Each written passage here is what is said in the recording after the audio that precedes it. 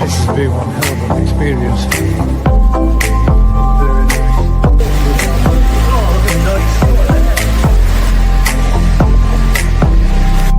Have a look at that.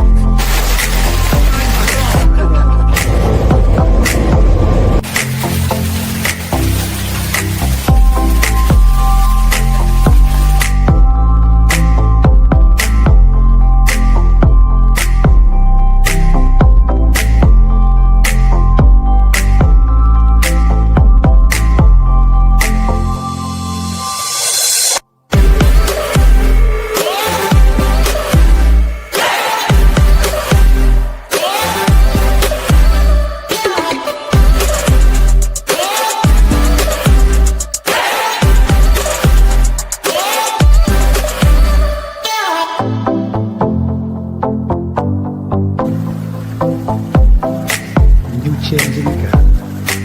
Made a little seat there.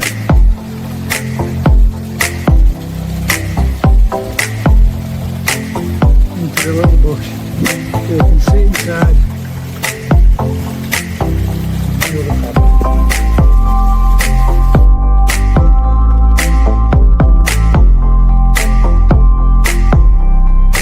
Yeah, guys, let's go visit.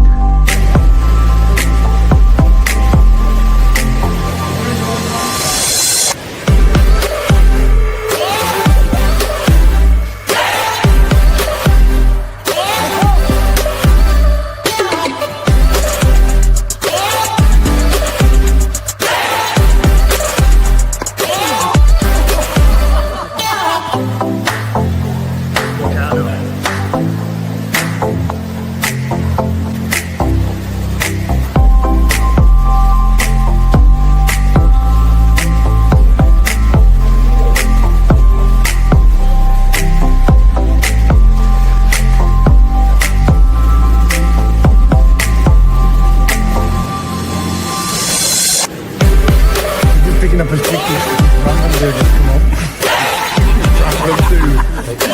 Yeah, we're getting his ticket to go back to Tokyo for the night in the hotel. We'll be editing all this if possible. Do try turning into chins up. We're doing that last Monday. I'm with a cold sweat. Hot sweat, mate. You said this were going on with you. 600 quid, wasn't it? Oh, I'm up. Hey, up. Did you hear that? No. You said 600. We're having that as a first time thing. 20 seconds. Right, if I bid again, are you going to bid any more? He's got that poker face on his shoulder. 10, 9. Well done. 5, 4, 3, 2, 1.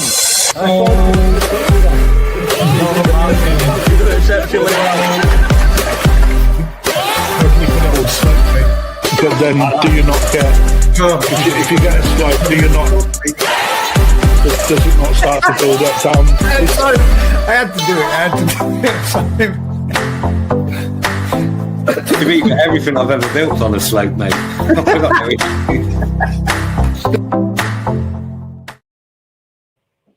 Yo, me cupcakes. Thought I'd get that one in there whilst it was the last one to come up. Good evening all and welcome to this week's GKP Live. I hope everybody's had a good week and we've just, apologies first of all for being a little later than usual, but I had to reschedule a little bit because we had to make sure that we got Ryan off down there to the airport, to the hotel for the evening for his trip out to the All Japan Koi Show, where we will be representing the UK and exclusively Koi with 90 entries, I think, or 90 some. I think it's 90. But yeah, dropped him off, got myself back up here, and I didn't want to be running through the door and rushing in, but making sure that I got a little bit of something to eat before I sat down and did this for this evening so, live. And Right. First, you got 90 entries in the All Japan show. Yeah. 90. That's a lot of entries, isn't it? But obviously, the customers and clients fish, obviously, as Yeah, but don't know how many of them are. found and brokered and quality good enough, and that's pretty mental. It would have been more. And the pressure's got to be more having 90 fish as well, isn't it? Because if you've only got 3 fish entered and you don't win nothing, that's fine. Say again? I was saying having 90 fish. Can you hear me? You was quiet. I don't know if everybody heard that. Having 90 fish at the show is a lot more pressure than just having a handful of fish. And admittedly, well, whether he minds or not, he's a bit nervous. But there's a lot of pressure in it. It's a lot of pressure. All those fish that you've picked, you've chosen, you've selected out there, and what have you. Good evening, Mr. Hadfield. Yeah, because if you got 5 fish in there and you don't win anything, well, that's okay. But if you got 90 fish in there and don't get anything, that's really bad. But we know that ain't going to be the case. But yeah, the pressure must be real big. Lee's saying there he's sure it's just over 90. But I think it's either 90 or 93. But it was more. But yeah, it's a good representation, and it's a massive undertaking from what none 3 years ago or whatever. Yeah. It's some serious progression, isn't it? Which is something to be proud of. I mean, and obviously it's something proud to be involved with as well. As it's pretty mint. Just it's crazy to think. This time last year, I was packing my bags. Well, no, at the end of this live, I was packing my bags to get ready to go down and fly over there to Japan to be a part of it myself. Oh, it would have been, what a buzz that was. And as well as a little bit nervous and all that lot as well, going out there first time and doing it all. It was a little bit daunting. But when we got there, we were talking about it, Matt, weren't we? We were saying just how amazing the actual place is in itself, and it's not just a buying trip. It's not just going out there to purchase fish. It's the whole package. I mean, for all those that are going to see the All Japan Koi show and then going on to purchase and look for stock and all the rest of it, it's something else, because that is one hell of an experience, and it truly is. Yeah, I reckon when I come back from Japan, I had a dry tongue syndrome. And it was when I was walking around. It genuinely is, though, isn't it? You see, I mean, I know we all see fish over here, and we go to his favourite stores and what have you. You're shopping around and having a look about, and you think these fish are beautiful, these are stunning. When you go to that All Japan show and you look at those fish and you look them in there, and they're the next level. They really are. The fish there are immaculate, and the bodies on the profiles on them, the size of them, and you go from one vat to next to next to next, and then you go up there up into Nagata Mountains and start going shopping, and all you see is more fish that are exactly the same. And I know there's they're selecting and they're going through of everything, and the picking out stuff or grading out stuff that you're picking and choosing for yourself. And I know that there are some that aren't as good as others, and some places don't have stock that are as nice or as appealing to your taste. But when you go to somewhere like Aoki and you see what he's got there, and then he takes you in to see his private stash and stuff, and you think, oh, this is next level. That place was the best place I went, I think, 100%. For me, it was absolutely amazing going in there. Brilliant. Couldn't beat it. That fits your, like you say, it fits your build, doesn't it? Yeah, that's my stuff. Metallics, Deutz, and that's for me. That's exactly. I mean, when I went in there and then he took us into that little bit to show us his best of his very best, it was like, my God. And I know exactly what you mean. Draw dropping kind of quality. Oh, earthquake. What's going on?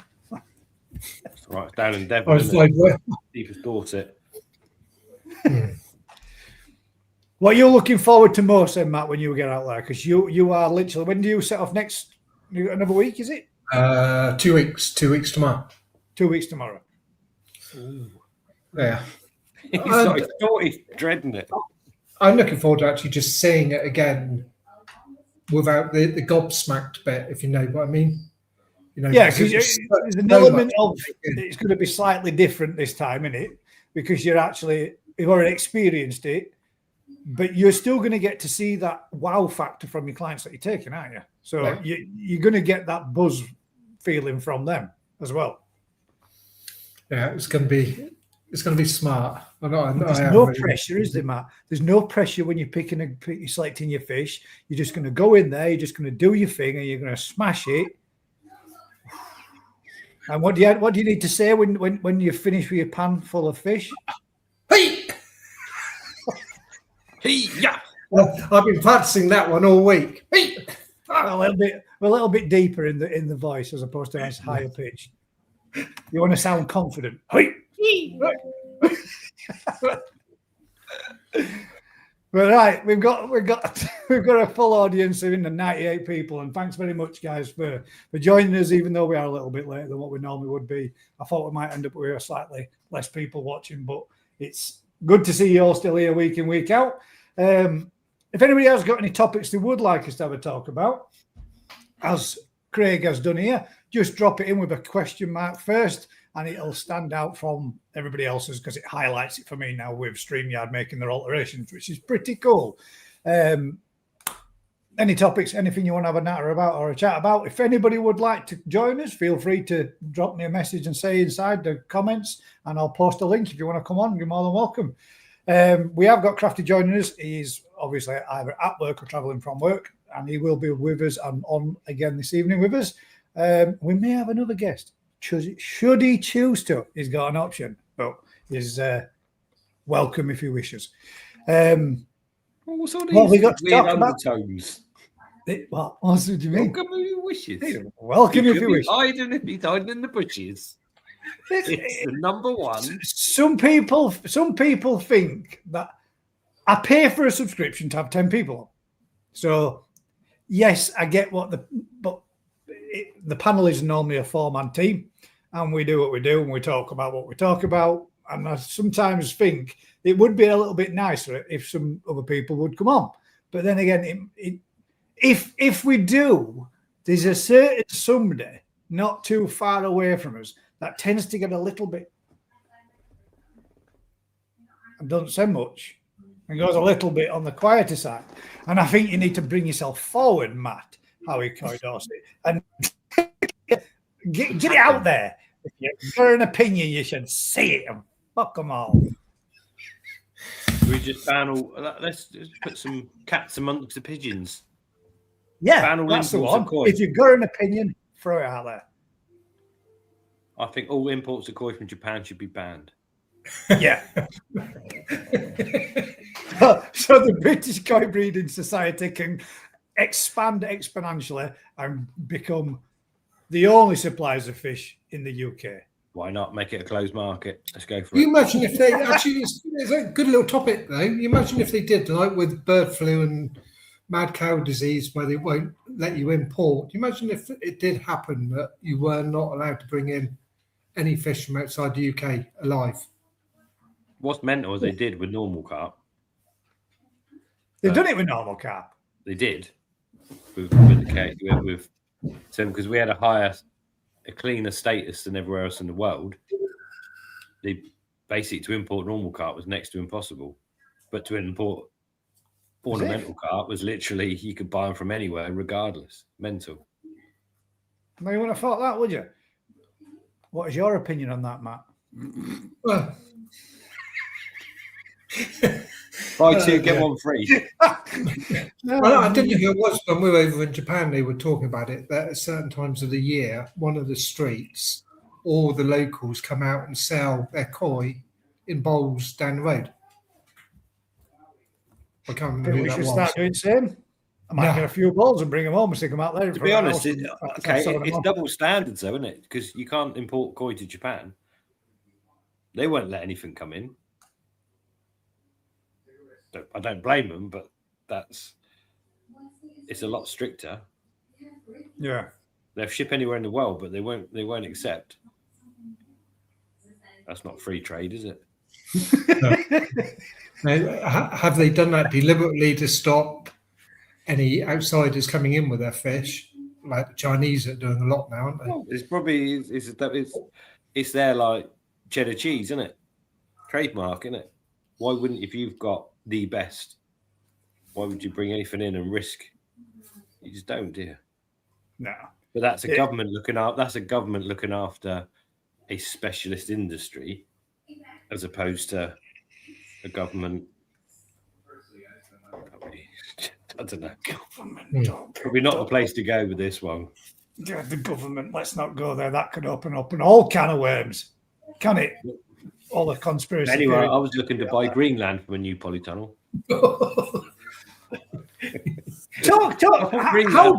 How big is Phoenix 2 on that video of a day, man? When Vince shouted down it, Rick, tonight, Matthew, I am, or I will be. And it seemed to take for fecking ever for you to walk out of that cloud of fog and appear. And then when you were outside and you were looking down the length of it for where you're going to put the... So you're taking all that building down, putting a poly over it all, yeah? I guess. Yeah. How long's that? That's got to be more than the 90-footer. Yeah. It's about 120 foot. Well, it's a fair size then, isn't it, that? How many ponds or vats, whatever you want to class them as, how many water areas will you have at that? The whole thing's going to be water. All the ponds will be around the outside, filtered through the middle. It's about 185 to 200 tons of water.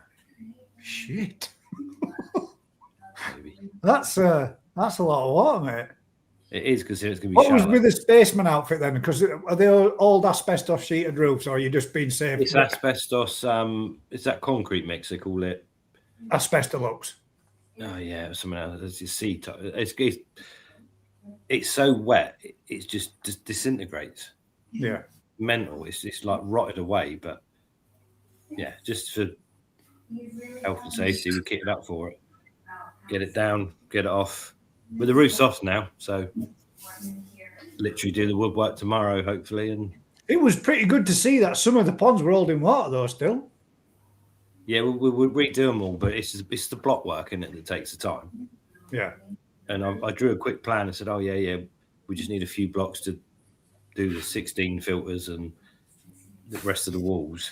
But it's turning out to be probably another 5 pallets of blocks just to do the in-between bits. So what's with my camera keep doing that? Keeps freezing. Hopefully it's not on your side. No, it's not. That was just no, it did. It did freeze. Yeah, it is. What's the alterations and plans for Matt Howie Coy Dorset this year? Oh, by the way, guys, before he answers that, if anybody is looking for a pond liner, box 12 liner, don't forget to get in touch with Howie Coy Dorset and mention the GKP, and you'll get yourself a little bit of cheeky discount. Get that one in. Just I don't know who did the voiceover. Some guy with like a sinus problem. But the amount of people that said, you put the posh voice on. That's what I said to you. What's with posh voice? I've got a bit of a cold. I tell you what, I do not do in front of a camera, as Rick would know from Japan last year. I just literally freaking hate it. But it's got to be done. Mate, I will say this. I will say, and if anybody hasn't watched it, go check it out. His new video that he did, he was very polite in that video. He wasn't Very on it polite. though, was he? He was behind the camera filming someone else. Yeah, exactly. Yeah. He even thanked the fish. I'm in the I've still got all the outtakes from Japan when you lost the plot. Trying to yeah. I'll put them on bloopers. Oh, and I did lose the plot as well. I remember it well. Fuck it. I'm off. Bollocks to it. We'll do it another day. I mean, it were good. It were good content, mate. I enjoyed it. Just relax, be you, and enjoy it. That's it. That's all it is. It's easier said than done, I know. I mean, just think whilst you're filming it, the best bit is editing it as you're doing it. All the way through. You made that one actually easier because Ollie just is so passionate about his filtration and, like I say, the tinkerer. He loves it. You know, it's nice seeing somebody that is that keen, dedicated to it. And I will say what I said to you though. I mean, you say your water quality is fantastic. You'd be a bit peed off, wouldn't you? With 2 drum filters and a massive, great big biochamber and a trickle tower and what's the other stuff called? You've got ozone. Ozone. For the water. If the water quality wasn't good with all that filtration, there'd be something seriously wrong, wouldn't there? But crazy where credit's due. I think his aspect is more that he enjoys the tinkering, doesn't he? That's his occupation of tinkering with cars. Has been from childbirth, I think. Yeah, and it's kind of engineering and technology all rolled into one, isn't it? And that's brilliant. Yeah, even like with the ozone, how expensive they are, and he's actually drilling holes into it to adapt and make it better. Actually, I've had a gentleman on. Yeah, exactly. But I've had a gentleman on tonight, and he was saying he loves his, does the treat, but when he goes in there, he can smell it. And in Ollie's, you can't. And if you look on the actual video, Ollie's adapted and made an air filter up on the top to take out the ozone or the excess ozone, so it doesn't smell. But there's no, like Sander, who manufacture it, they don't actually do anything to counteract that. But he's combated it. So it's good. You've got an exhaust pipe out the chimney. Yeah. That's an engineer for you, mate, isn't it? That's what they do, adapt and overcome. Right, and Craig's banged us in this question that says, this spring will be my first coming out. Oh, well, nice to meet you. Sorry. With my first coming out of winter with an air source heat pump. How quickly can I raise the temps to get it to 18 to minimize time in Aramonis Alley, but that's Aramonis Alley? Is a degree every couple of days okay? Is there such thing as Aramonis Alley before we start? There is, and it's not like it used to be, but there is a temperature range that is more beneficial to parasites and bacteria than it is to your fish. Yeah. Whereas, so if you've got the ability, you bring it up a degree a day or faster. Shit, I brought mine up from 7 to 27 in about once I got it. The quicker you bring it up, the quicker the better, basically, without going stupid. Without it being detrimental to the fish.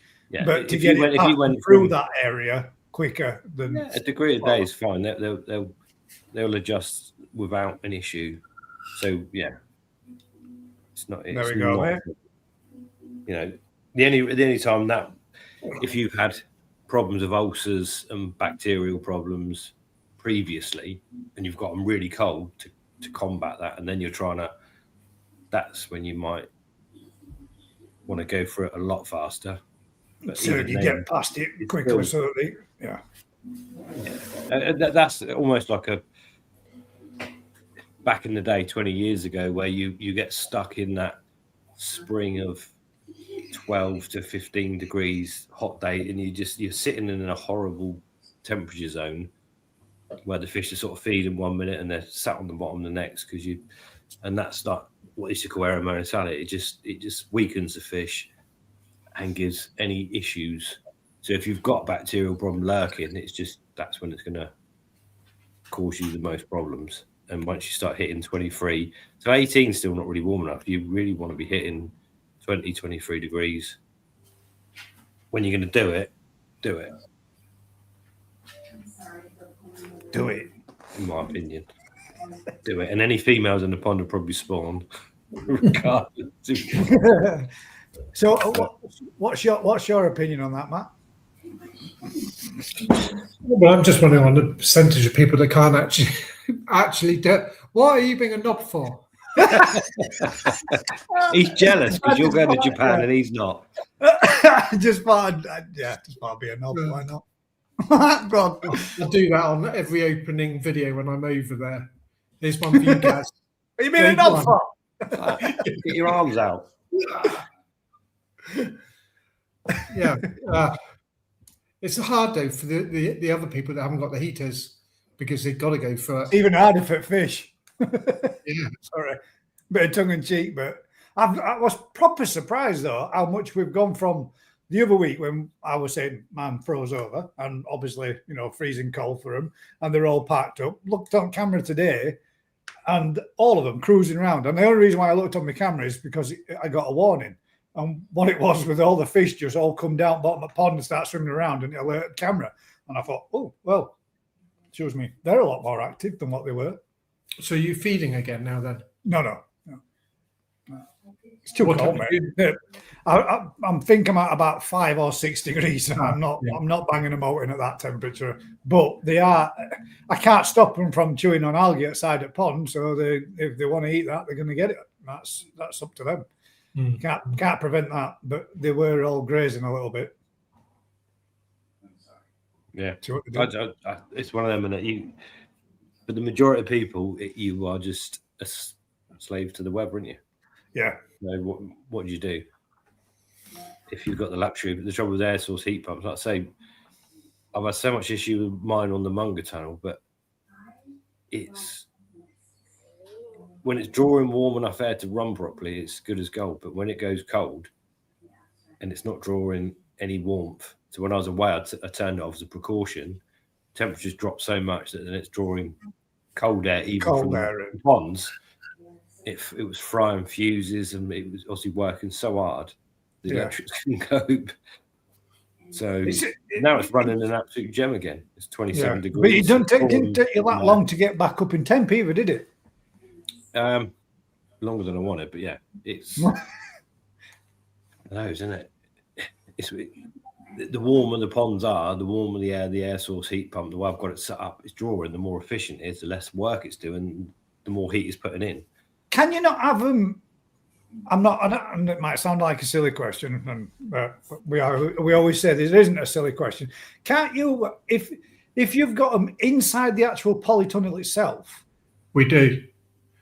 That's how we're running them. So if you've got your ponds up at 24 degrees, you've got that moist, warm air that rises from your ponds. Surely that would always then draw in a warm air through your air source heat. It is. So what I'm doing is drawing. I've got a tunnel inside a tunnel. So the air source heat pump is drawn from the inner tunnel, the hottest air. Yeah. And then, because even in a polytunnel, even if your pond's warm, the air temperature can get pretty cold. Yeah. And it's such moist air as well, and then it freezes around. The whole thing turns to a block of ice all the time. It's defrosted. It does. Yeah. So yeah. But drawing that warm air out seems wrong because obviously you're cooling the ponds down, but the air source heat pumps work so much better that you're putting more heat in than you're taking out. So yeah, once it starts going, from getting it from 7 to 9 degrees took 2 days. To get it from 9 to 11 degrees took a day, and then suddenly it was going up. As the temperature warms up, it just gets more and more and more efficient. Now running at 27, no bother. Yeah. Makes sense. And the warmer it is, obviously, the more efficient it is, the less cost it costs to run it. Yeah. So once you've got that balance, you can. Yeah, it's not having to do any defrosting. It's doing nothing. It is literally churning out 9 kilowatts of heat for 1 kilowatt of power. Yet when it was cold, it was probably doing 2 kilowatts of intake for 2 kilowatts of putting out. Yeah, because it spends so much time frozen. But that's another topic anyway. Adrian says, evening all, hope I didn't miss much. You didn't, mate, because we started at 8 o'clock this evening, so you missed hardly nothing at all. You missed nothing. Mr. Tate, good evening. Evening, Alan. Right then. Have we got any 122 and only 28 likes? Don't be tight, smash the like. Thank you very much, Vince. I appreciate it. It's almost as if it doesn't make an ounce of difference to us content creators to have a bit of appreciation. What we got here? Oh, I thought it was a question, but it wasn't. Go on. We got a fish to do a bit of appreciation on tonight, haven't we? That's Shirley. We haven't. It's very nice too. Very nice. Don't know who the breeder was. I know what we're talking about.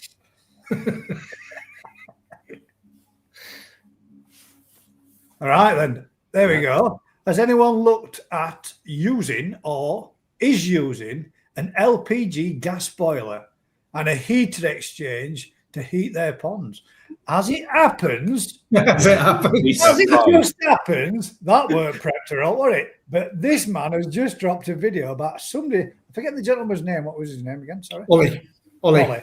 Who has just that system running.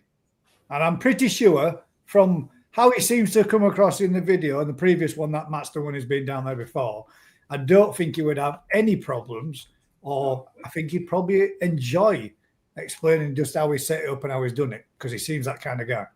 Yeah, he's got basically 2 ponds running on it. Yeah. So, the heat exchanges and both. So, yeah, he'd be delighted to talk to you. If you ping me a We message. run five gas boilers running 60 ponds.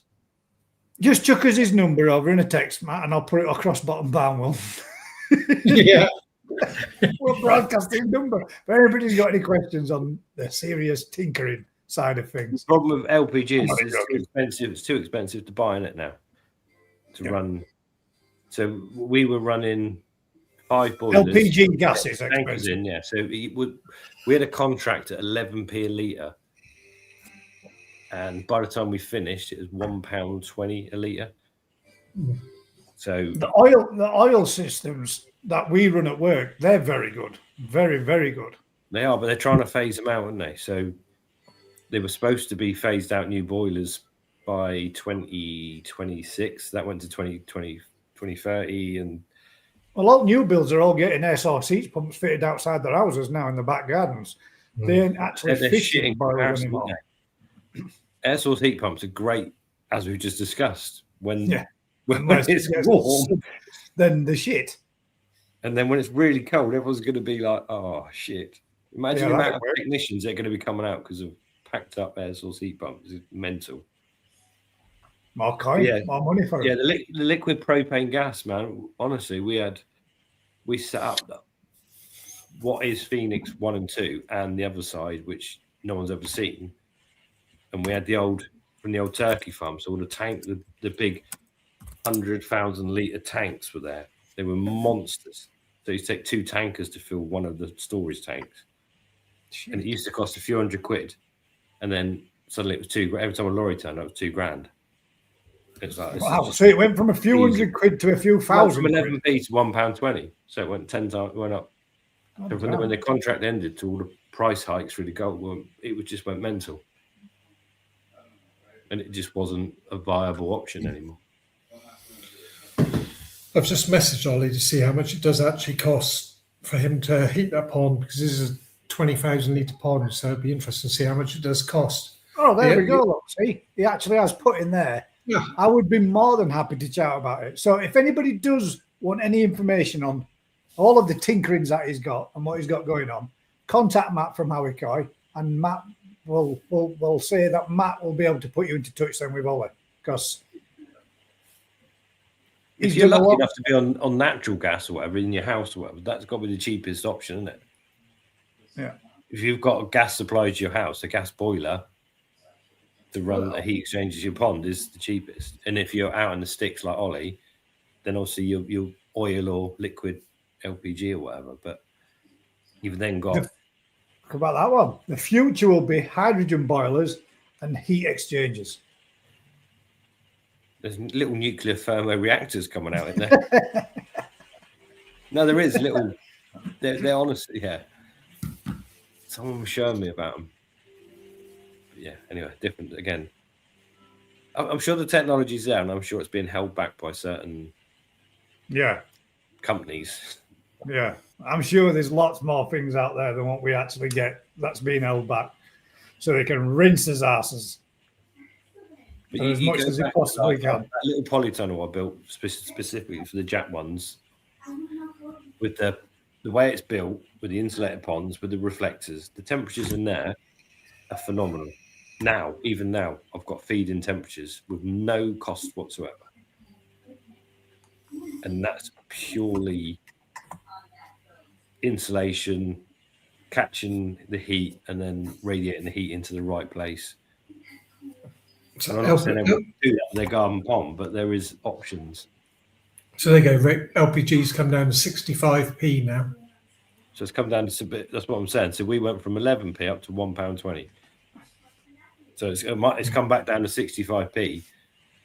But yeah, all our boilers are now in skips, and the whole thing is defunct, isn't it?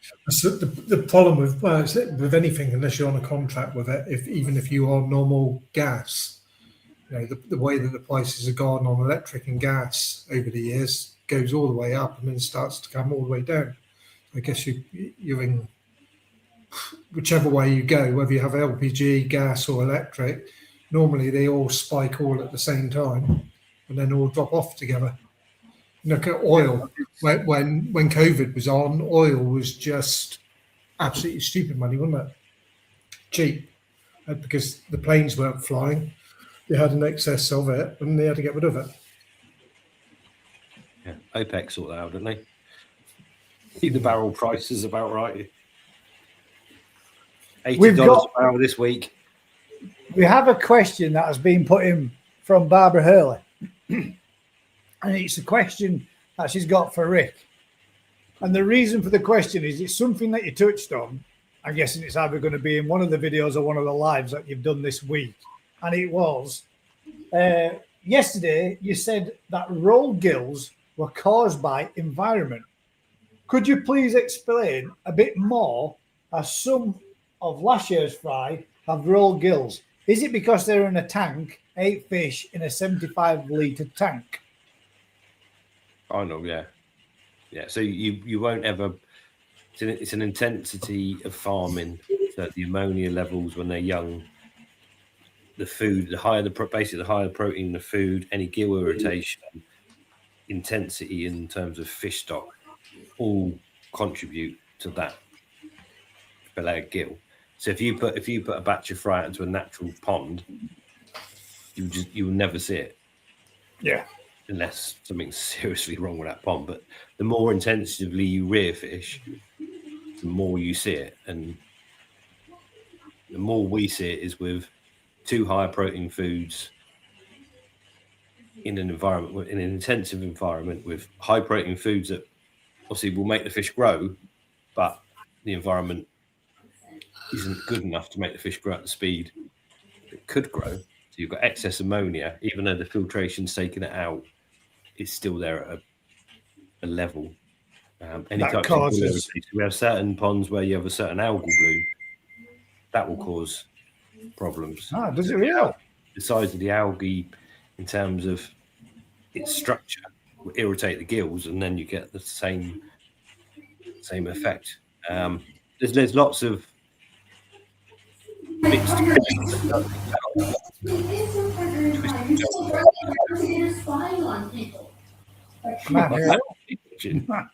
Sorry.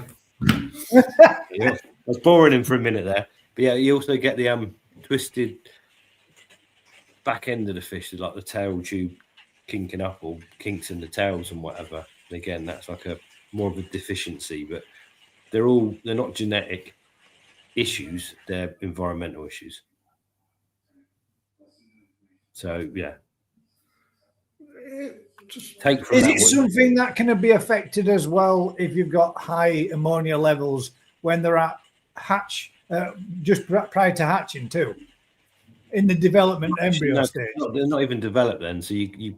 No, I'm not saying it is. I'm asking, is that anything like that can affect them in that sense? Of you can weaken a batch of fish if conditions are really poor, and the hatch would be normally you'll have fish dying on hatch or whatever if you've got too many eggs hatching at once or eggs are dying and the ammonia again. Yeah, because if water flow through fry is a problem, because obviously how do you screen a pump or a drain from fry when they're hatching or whatever? So it's not as easy as it might seem. Because there's a lot of ammonia in them when they're spawning as well, isn't there?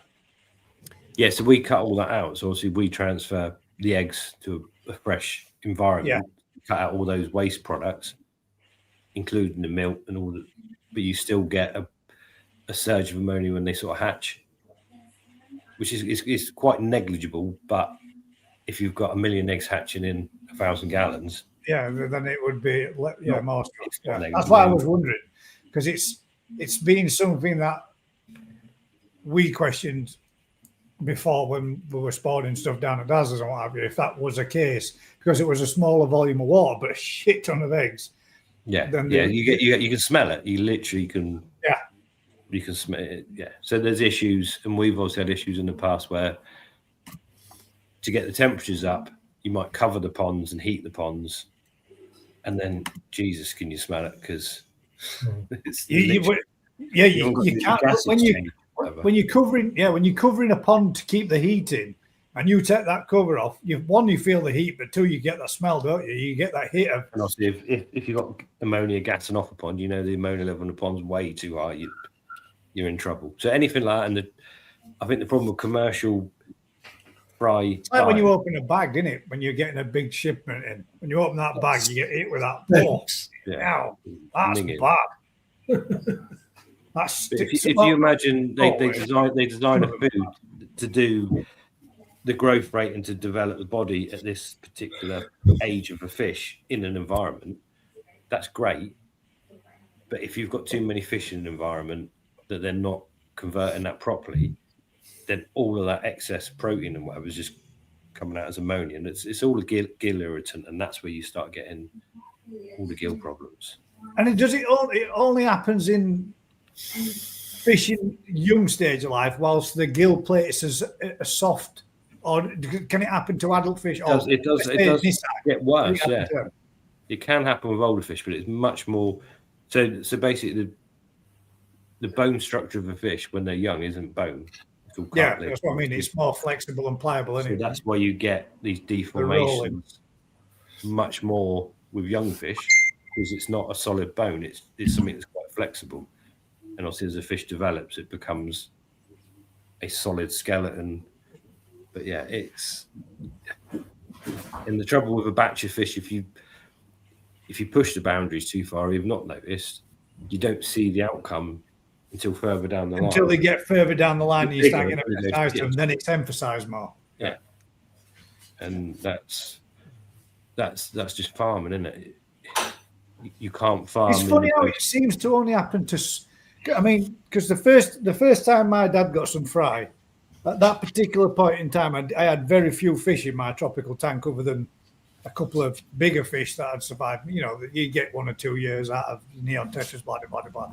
So I thought, well, I'm going to take 20 of the fry, and I'll bring 20 of his fry around, and I'll stick them in tank and see if I can grow them on. And I got about 8 out of that 20 that ended up with roll gills. And they were all shoreline Sankeys, Go Sankeys that got it. The rest of the stuff didn't. But they were all in the same environment. And it was strange to see how 12 didn't, but 8 did. Yeah, that's weaknesses in the genetics. Also, it's a shower worse for it. Shiro showers are probably the worst for it. Anyway, the head shapes, the genetic line they followed are more prone to head deformations and body that's how often do you see a Kabuto Ogon or certain varieties are strong and stronger. I get you. So the fact that we actually selective breed them to a weaker condition and then have them in that same kind of environment, those are the ones that are going to be more susceptible to it than stronger strains which have had less selective breeding to them. Yeah, pretty much. And again, it all rolls on to you try and care for them the best. So even like the commercial foods will cut in much lower protein additives and will change their diet against maybe manufacturers' recommendations, because after 30 years of doing it, we can do a batch of fish with no issues by halving their protein level going in and doing it in the proper diet, as it were, because those fish aren't necessarily growing. The mad thing is they will grow at such a rate. They'll do a centimetre a week. So when you fry hatch, They're in the perfect environment. 4 weeks later, they're 4 centimeters long. But you can't give them that. You can't give that number of fish that environment. So you have to compromise on how you do it. Grow them slower, lower protein, different temperatures. You have to fit what works for your farm, your scenario. Because otherwise you just grow so few fish. Yeah, and then it's just not viable. No margins for it. So yeah, and that's farming the world over. And a farm doesn't go out there to produce 10 cows on 1,000 acres, does it? No. But as soon as you put 1,000 cows in a barn, you have health problems. You've got to deal with waste production and all those issues of those cows being close together and being fed on foods that aren't natural in terms of chomping on grass. I don't know. I'm not. I don't actually know that. What do you think to solar? Crafty put in there. What about solar? Going back a topic, but I just spotted the actual comment there. The amount of people you speak to about solar is just the surface area you need, and the cost to put in, and the surface area you need, and the infrastructure. It can work in some environments, but obviously, if it was as good as it could be, why isn't it taking over the world? Why are so many people?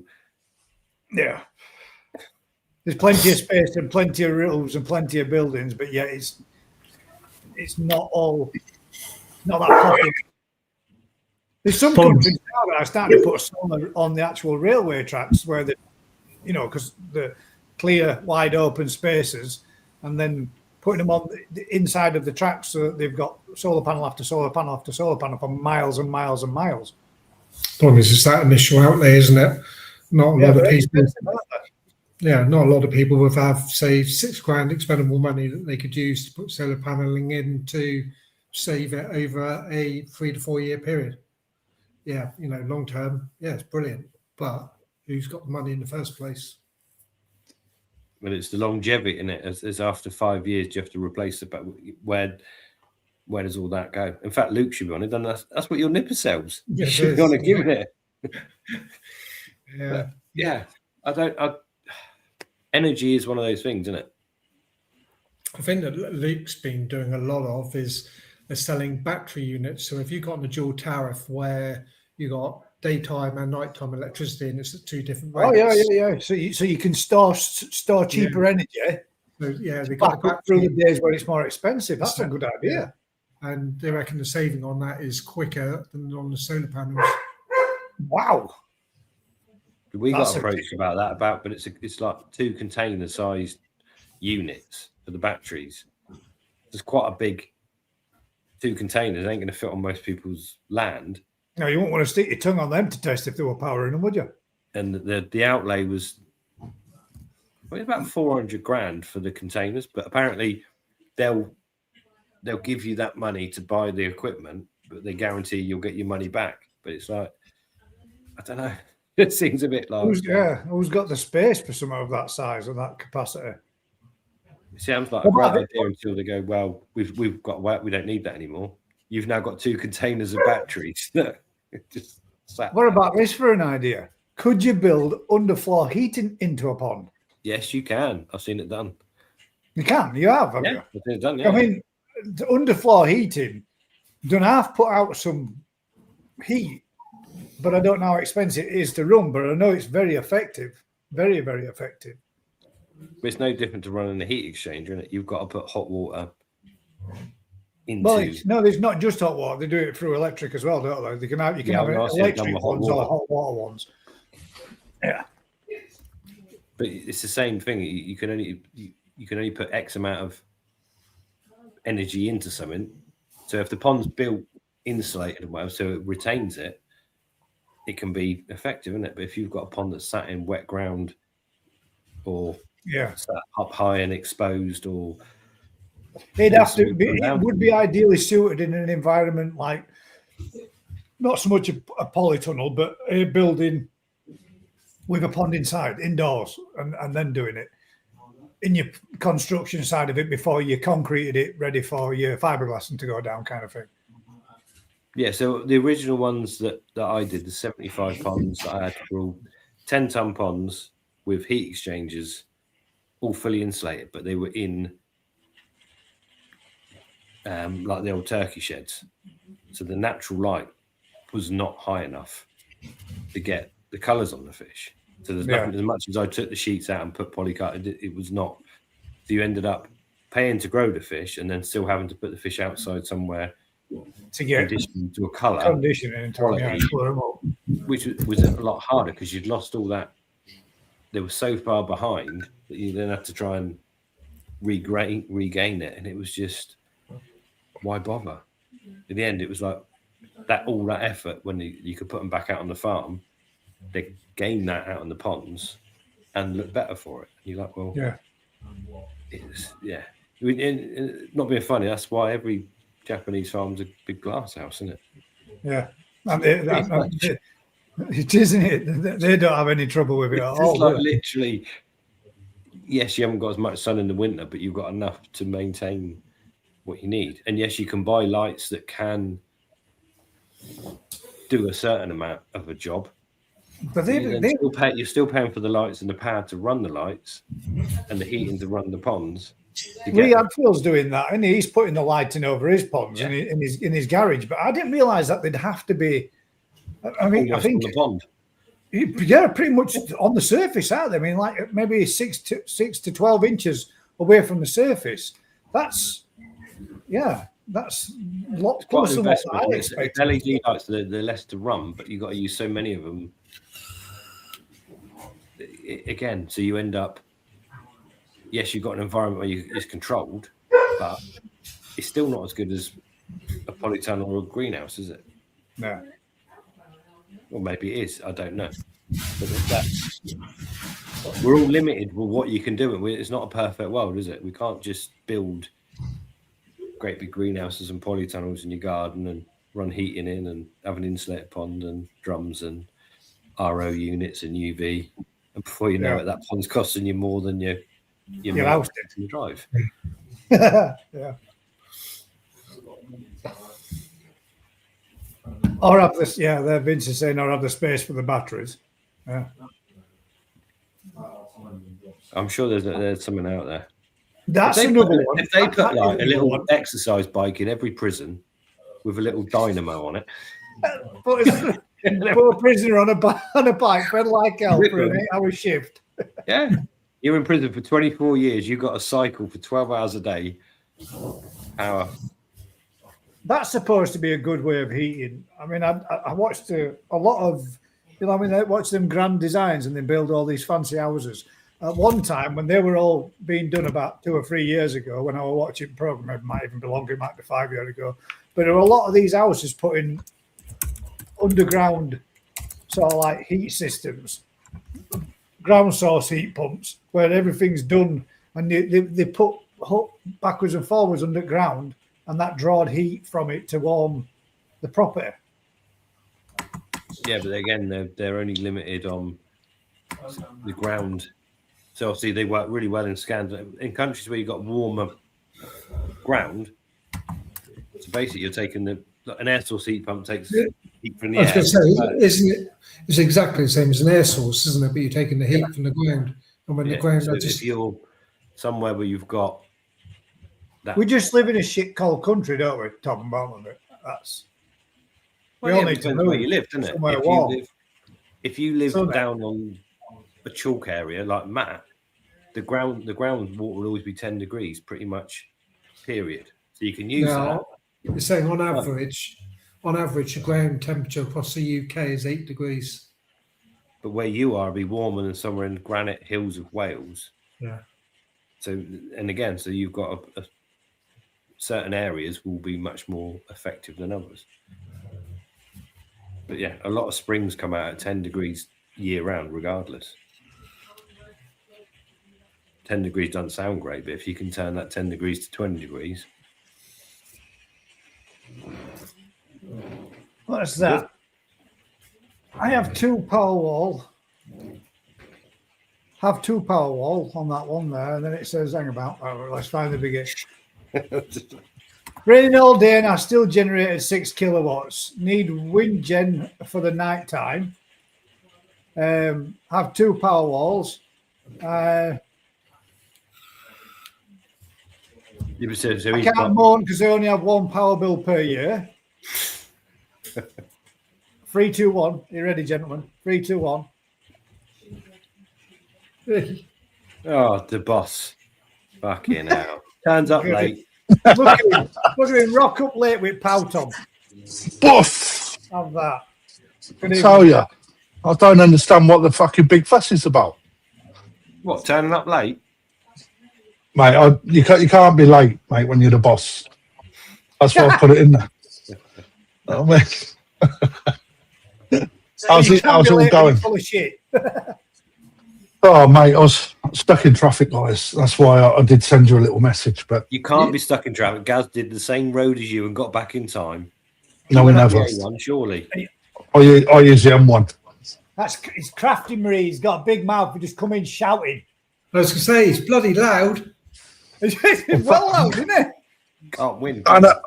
Fucking, it's like it's too crackly, it's too fucking muffly, Oh, no, too that's loud. why you're up at 200%. Well, that's your fault. It is, because last time, you remember just before Christmas, you were Really Christmas, quiet. You were really quiet. It was lovely. It wasn't very well. Everybody sent in loads of compliments saying Crafty was so much more tolerable. We preferred him when we couldn't hear him. Yeah. Set him down again.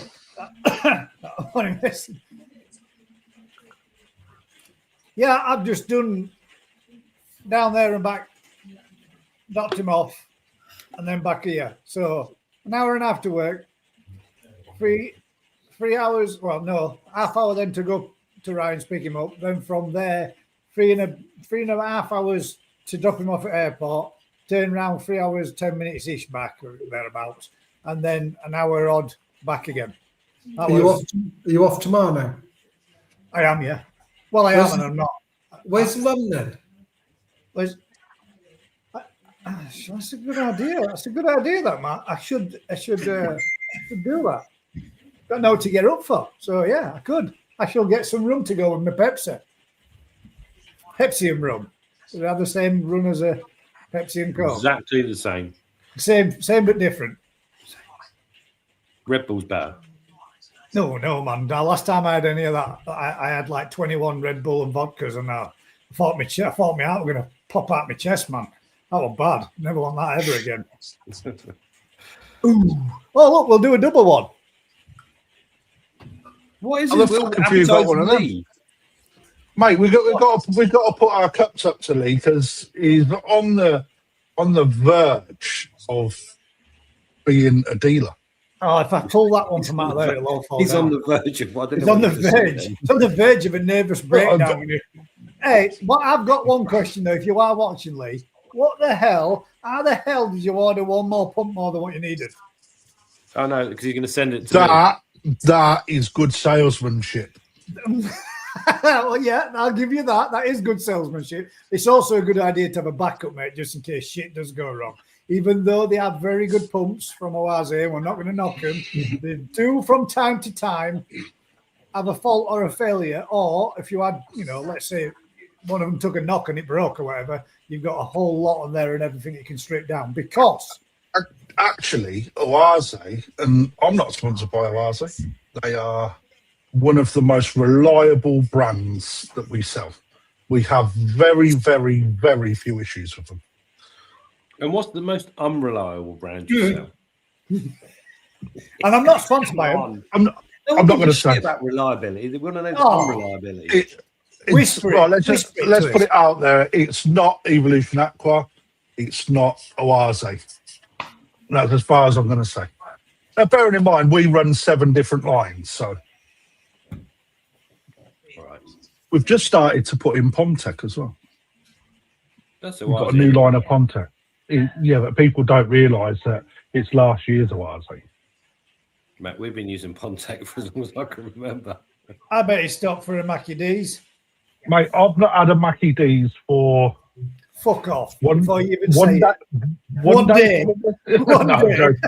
Cal, when was the last time I had a Macca's? Come on, Kel, tell Trove, don't lie for him. Friday. What were it? Tuesday? No idea, mate. Ages ago. I forgot what they taste like, mate. My ass. Go on and say it. How can you forget? How can you forget what shit tastes like?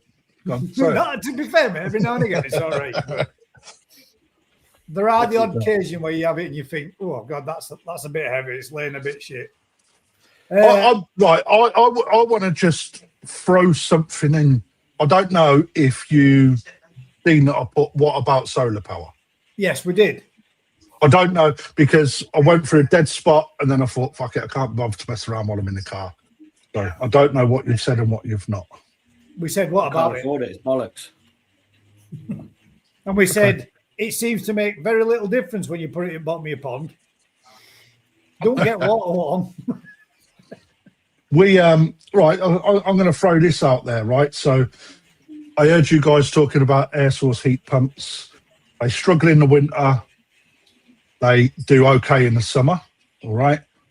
It's the way to go for heating, all right? Because you're always going to have electric, all right? The prices of LPG, gas, oil, etc. If you're going into a dealership like ours, right, that outlay is huge. To get it going, the outlay is huge, right? So I sense a book. with the I'm about to give you guys a little bit of a snapshot of what we see, all right? So we pay around 65 to 75,000 pound a year on electricity. Your salary. Yeah, no, sorry, electricity bill. All He's right, electric not as my well. salary. Okay, we haven't got gas heaters. We use electric heaters. That's going to change in the future. We got plans, but I'm not going to leak that today. Solar power. We've got 150 kilowatts. All right. As it stands, with what we've got in the winter, it's absolutely dog shit because there's not a lot of solar that gets generated. Still get solar, but not a huge amount that cuts the cost. However, in the summer, with the batteries that we've installed and the smart app that we run alongside that, we can actually make our bill disappear over a 12-month period by storing the energy, selling it back to the grid in the summer. Right, we actually make money during the summer, and then we use that money that we've made in the winter to run. Right, there's a massive outlay. It's about a 5-year return investment. Right? However, in 5 years, how much is that? No, in 5 years, you think about it, what happens with a... he does all right for himself. But, you know, he does all right for himself. But, you know, the business is the business, isn't it? It don't matter what Pete is. We actually contain the profit, and that all gets invested back into the business or another business to make more money somewhere else. I couldn't believe that you actually, on the mini golf course that you did, all those fancy ones where the ball disappears and it flies through those little wheels and powers a little bit, gets a little bit of power going in. And that, I didn't realise how much that actually brought back into. Well, it's the old dyno, isn't it? You got to generate where you can generate gas. No, I mean, people get the kids whacking balls for it. Out. But again, right, if you can do that on a smaller scale in your back garden, right, get an air source heat pump, right, $4,000. You can pick one up second-hand, 500 quid. That's what I've done here. All right. Is it off, you can get it. I've turned it off, mate. Over winter, all right, it cost me £300 a month to run. Right. In the summer, it cost me £23 a month. Right. So you have to work it out. But don't forget, guys, you're working hard to keep that water where it is in the winter periods, right? We've had our panel 7 years, and we had them serviced today. Only replaced them each once. No, they've never been replaced. We 7 years. We had them serviced today because we had a fire yesterday. Shit. It's great, isn't it? What, as in, did you, on the solar side of things or in general? No, solar. The sun come out and they just. So it got that hot down by your store that it set fire to a panel. No, it set fire to an isolator inside the shop. Shit, man. And I learned a little bit yesterday. You got plenty of water to put out. Fire's hot. You can't use electric. We can't use water on it. All right. So, and this is the little bit. This is the little bit that you don't think of, because you think electric in today's world is fairly safe with all of the measures that are in place, right? With the solar, all right, the way that a loop works in a conventional house, mains come up through a 60 or 100 amp fuse, through your meter into your switchboard, and then you get trips out when currents start getting pulled too much or areas get hot. It breaks so much to stop what goes on. But with the solar, because it's pulling the UV rays and generating electricity, right? The cable that goes from the solar to the first isolator is constantly live. Right, so when that first isolator, which was the one that malfunctioned, set on fire, you have got a live supply constant. So we put the fire out twice, and I isolated everything, right? Literally isolated everything, thinking, that's it sorted out. We've killed the supply. It can't go anymore. Nothing's pulling on it. It should be good, right? But then that isolator then reignited after we'd put it out. The other thing is you use CO2 on the electric on that. What it does, it crystallizes with where it was. It was contained enough, and it was only a small fire, but it was enough to get the fucking heart racing because you don't want it to spread, right? So put the CO2 on it, it put it out, but then what happens is the CO2 within a really small compartment crystallizes where it freezes what's inside there. But on an AC component, it trip everything out and stop it. On the solar, you've got direct current, DC. So it created a current source again. Well, the heat of it melted the crystals to create a water vapor, which then caused it to fucking be worse. You know, you chuck some magnesium on it and got some fireworks going on. Honest to God, it was one of them. Fucking what the fuck, man! And then the sun came out and it got even worse. Yeah, but this is the thing, right? So when I called the fire brigade in, because I was worried that we couldn't put the fire out and it was going to start to spread. It was going out but reigniting, but it was only within the isolator. But my worry was it was going to spread further, and if you can't put a little flame out like that, it constantly reignites. So I got the fire brigade out. They come and they had a mint bit of kit that was like a big telly as a heat gun, like that. It's like, right. He literally undone that isolator, right? Because again, we killed all the switches. So he undone the isolator, thinking it was safe, and then exposed the live supply.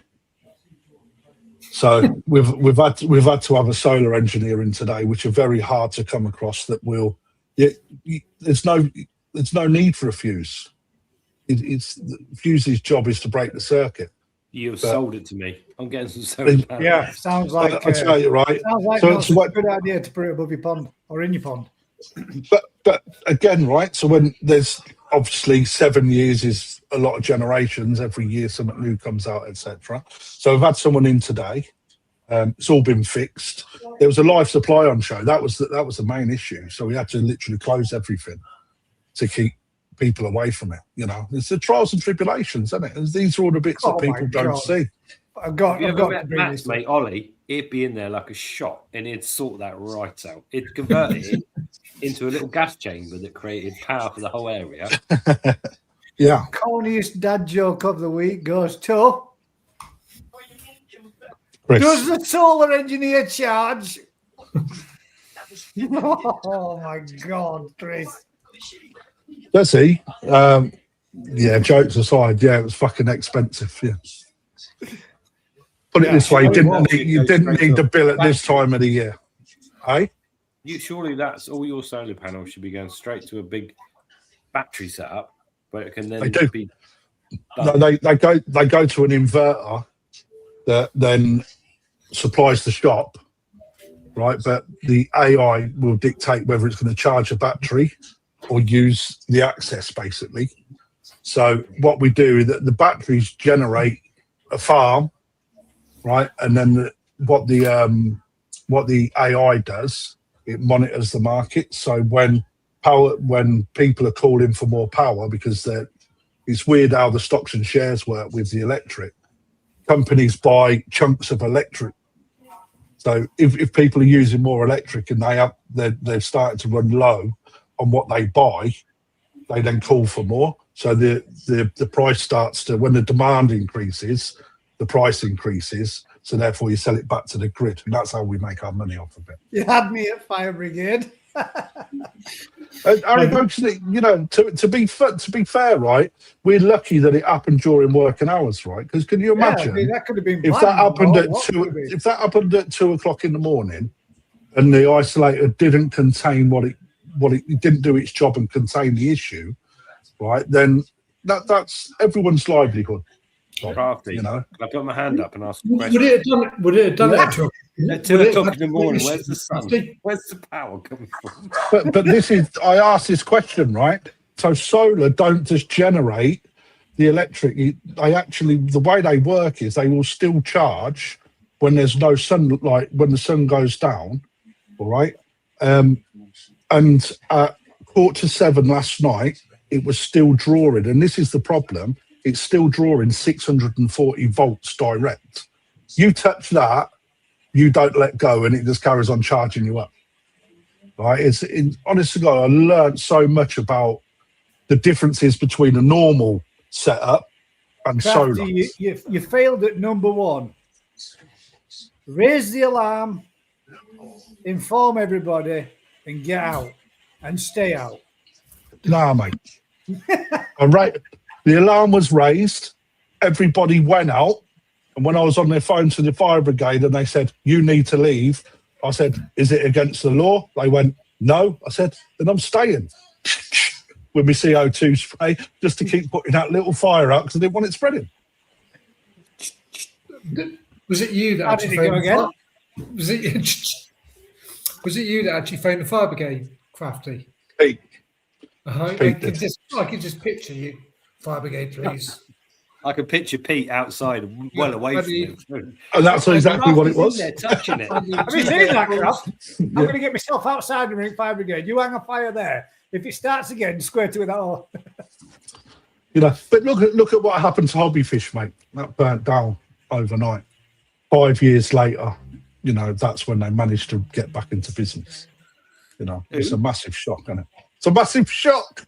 Hobbyfish. Boom. Hobbyfish. With the solar engineer charge. Right then.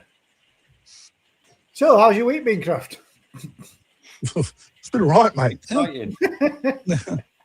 Yeah. I've had a few shocks along the way. Yeah? Ooh, Yeah. that's shit, isn't it? Yeah. Some of my mood was blue. Like yours is now. Ooh, that's nice. Right, let's get straight into it, Matt. We're doing it. Here we go. There's no way we're going to look at a fish tonight. Yeah. Now, hang about. There was a position. There was a place we needed to be. Position. If I click that and then I moved us like bollocks, not that one, not that one. There we go. See, we won't have anybody who won't get no comments. Will only go over my face. Oh no, it doesn't. It just chops half the fish off. You need us down the right-hand side, Gus. Around the right-hand side. Oh, you bastard. I think when we done auctions, mate, we always went right-hand side because the comments come bottom left. Oh, I've lost it all. What's going on? There we go.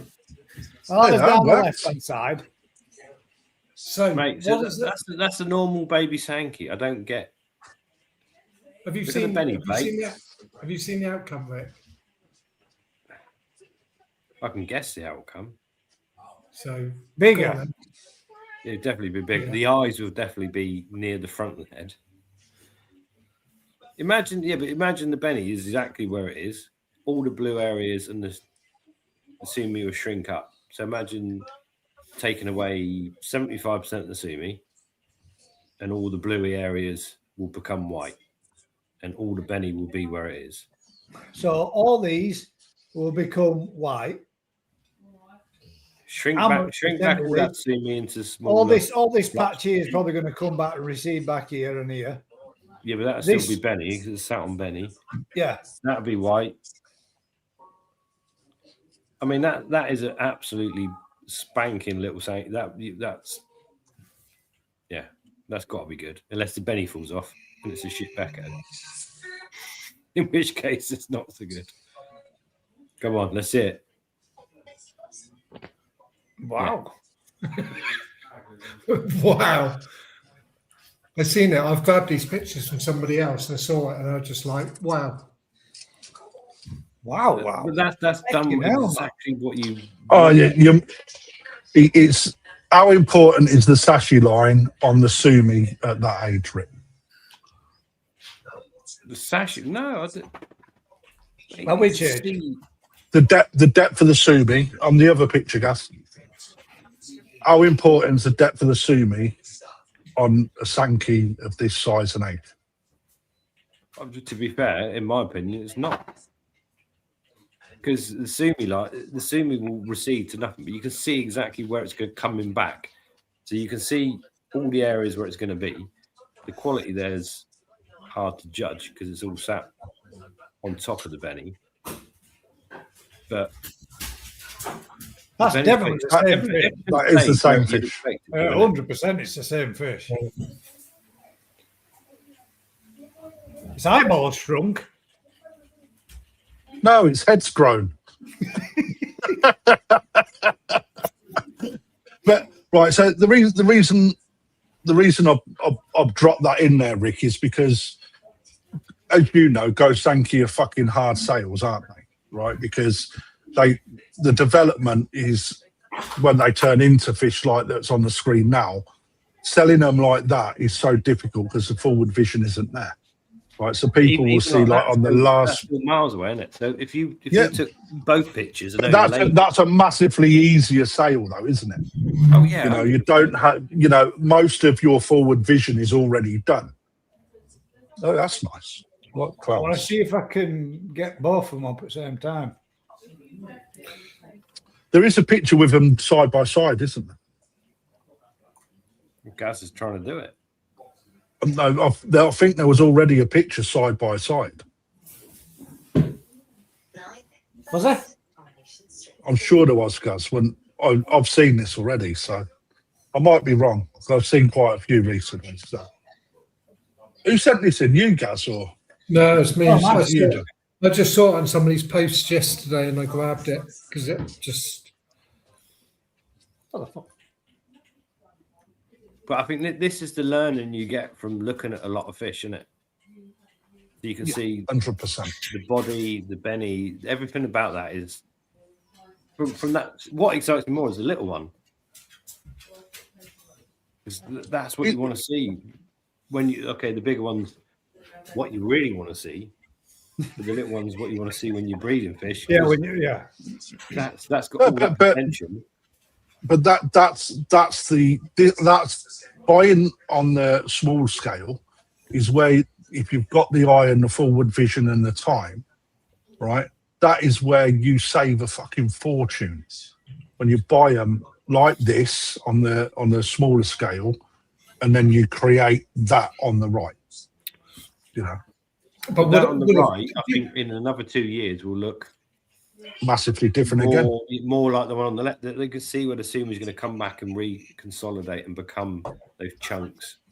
Phil says he'd put money on it. That's a different fish. But if you follow this, look, follow around the nose pattern around there, round the eye, loop in over and round, and then if you do it again on the follow the sumi round the eye, through, round, And then again with the section that we've got here,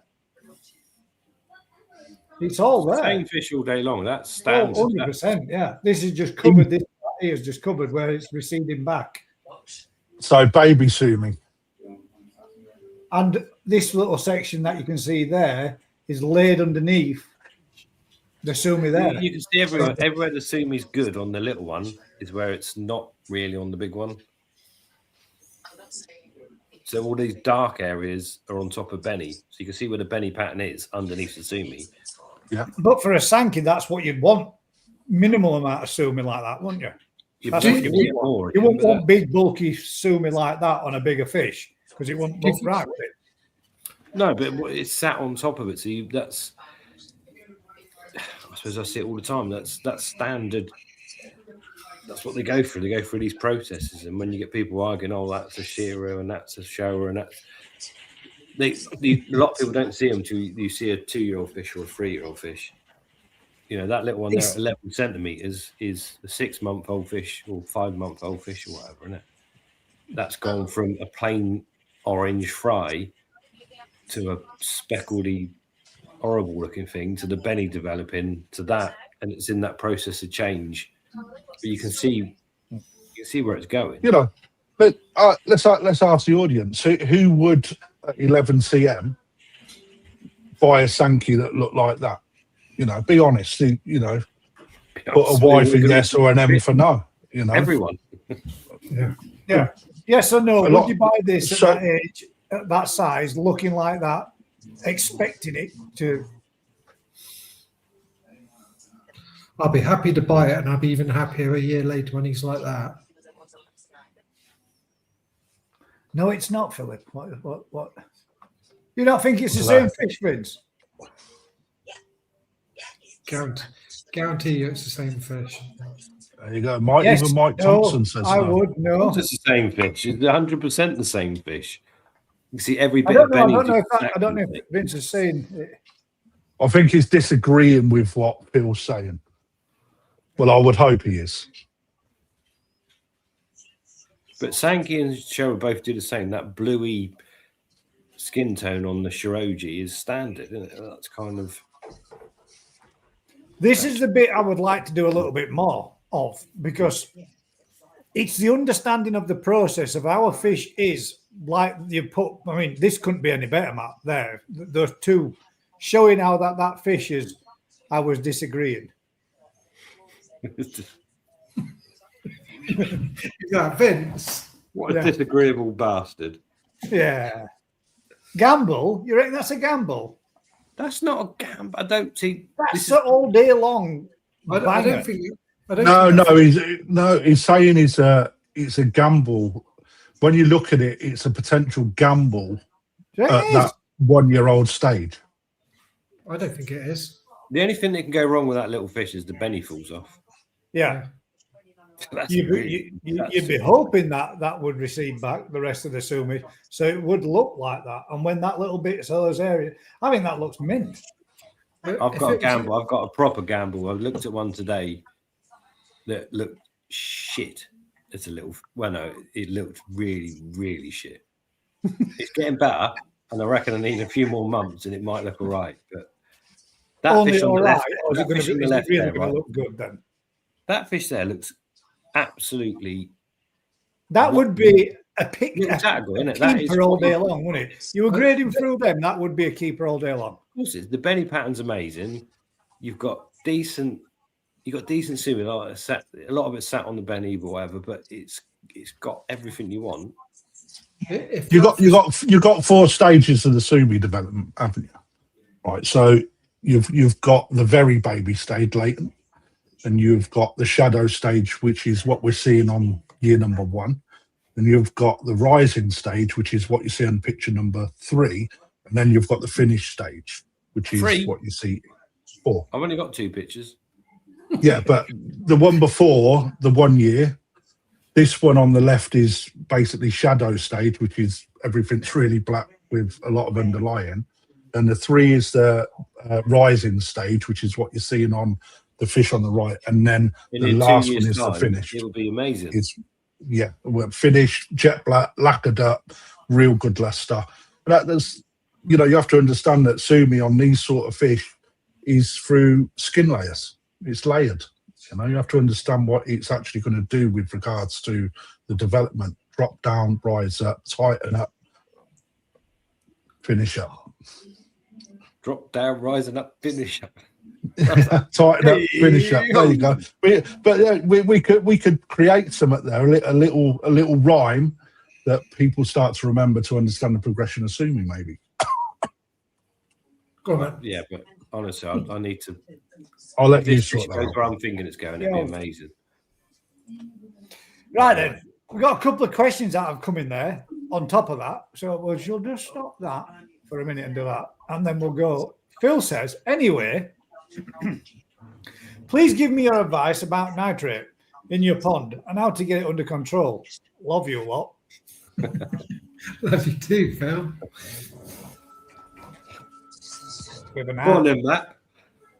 Yes, We're Matt. all picking on Matt. Go. Here we go. Go for it, Matt.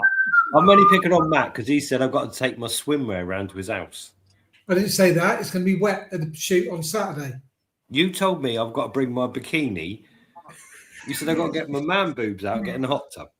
I didn't say that at all. I just said don't forget to bring your swim gear on Saturday, and it's because it's going to be pissing down the rain. You're distracting from the question, Matt. I thought we were going in the old hot tub. Rick led me away. Would you like me to ask you again? Anyway, please give me advice about nitrate in your pond and how to get it. Nitrate, not nitrate. Nitrate in your pond and how to get it under control. Love you a lot. Remember the saying, berate nitrate, enjoy nitrite. Hey, And we're getting all the rhymes. Go for it. Go for it, Matt. This is your time to shine. water changes, plants, backy showers. Ignore it because it doesn't do out to your fish. Hey, So nitrate is obviously a by part of nitrite first. All right. First thing that you need to worry about is, or ask yourself, do I really need to change the nitrate level? Why is it you want to change it is the question that I would ask, because if you're just trying to get it to a level that it states on the back of a water test kit, I wouldn't even worry about it personally. Right? If it is super high, yeah, it can have an effect on your fish. And if you're a show person, it's something I would actually say, look at getting under control. If you're not, I personally would say, don't worry about it. So, you know, it depends why you're doing what you're doing.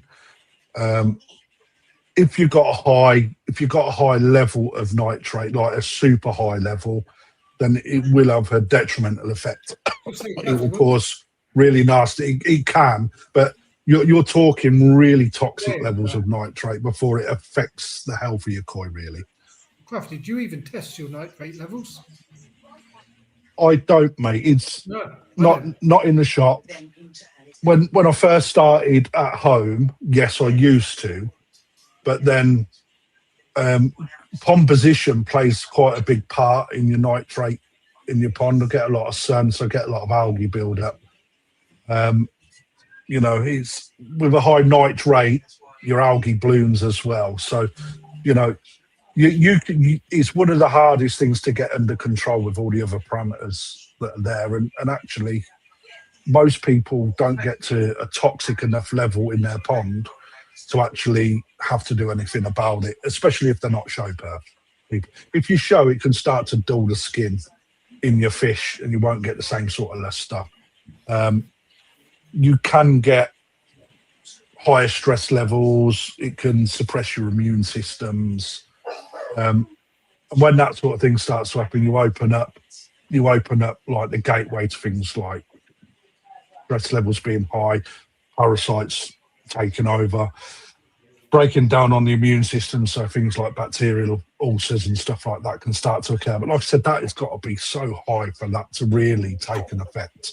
You know, the things that you really need to concentrate, your normal ones, such as Obviously, dechlorinating your water, number one, because of the gills that it affects and the stress levels that can really produce. Your ammonia and your nitrate, they're the ones. And then the big one that people overlook is your KH. That is super important. And the pH will generally work alongside KH anyway. So they're the four main ones that anyone that keeps koi really needs to keep an eye on. So my question is back, why is it you're trying to bring or do with your nitrate? What you're trying to do with nitrate? So how high is it? What is your level? It's got to be high levels though for it to be an irritant. Yeah, it's got to be super toxic, mate. Yeah. You can pretty much. Do you test yours, Gaz? I'm going to be completely honest now, mate. Do you know what I test for? KH. KH is good. So at 45, so it's come back with 45. So 45 parts per million, right, would go into a chronic stress zone.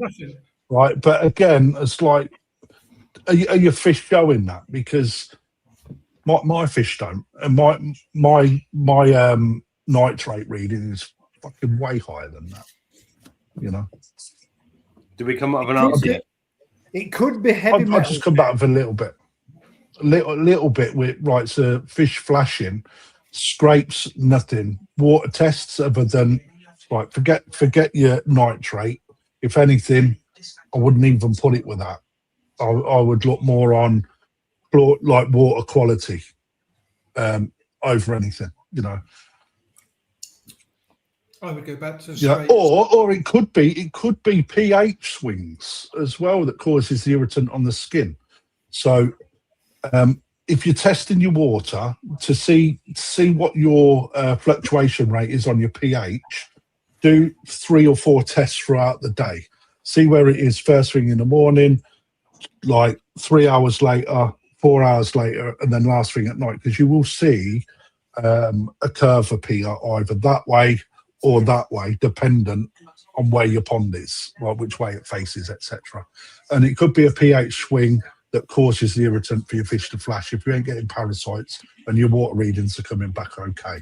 But you've got to do multiple tests on pH to see whether or not to work out what the actual fluctuation difference is and whether or not that would make a difference. When are they flashing? That's a good question. Are they flashing just after feeding?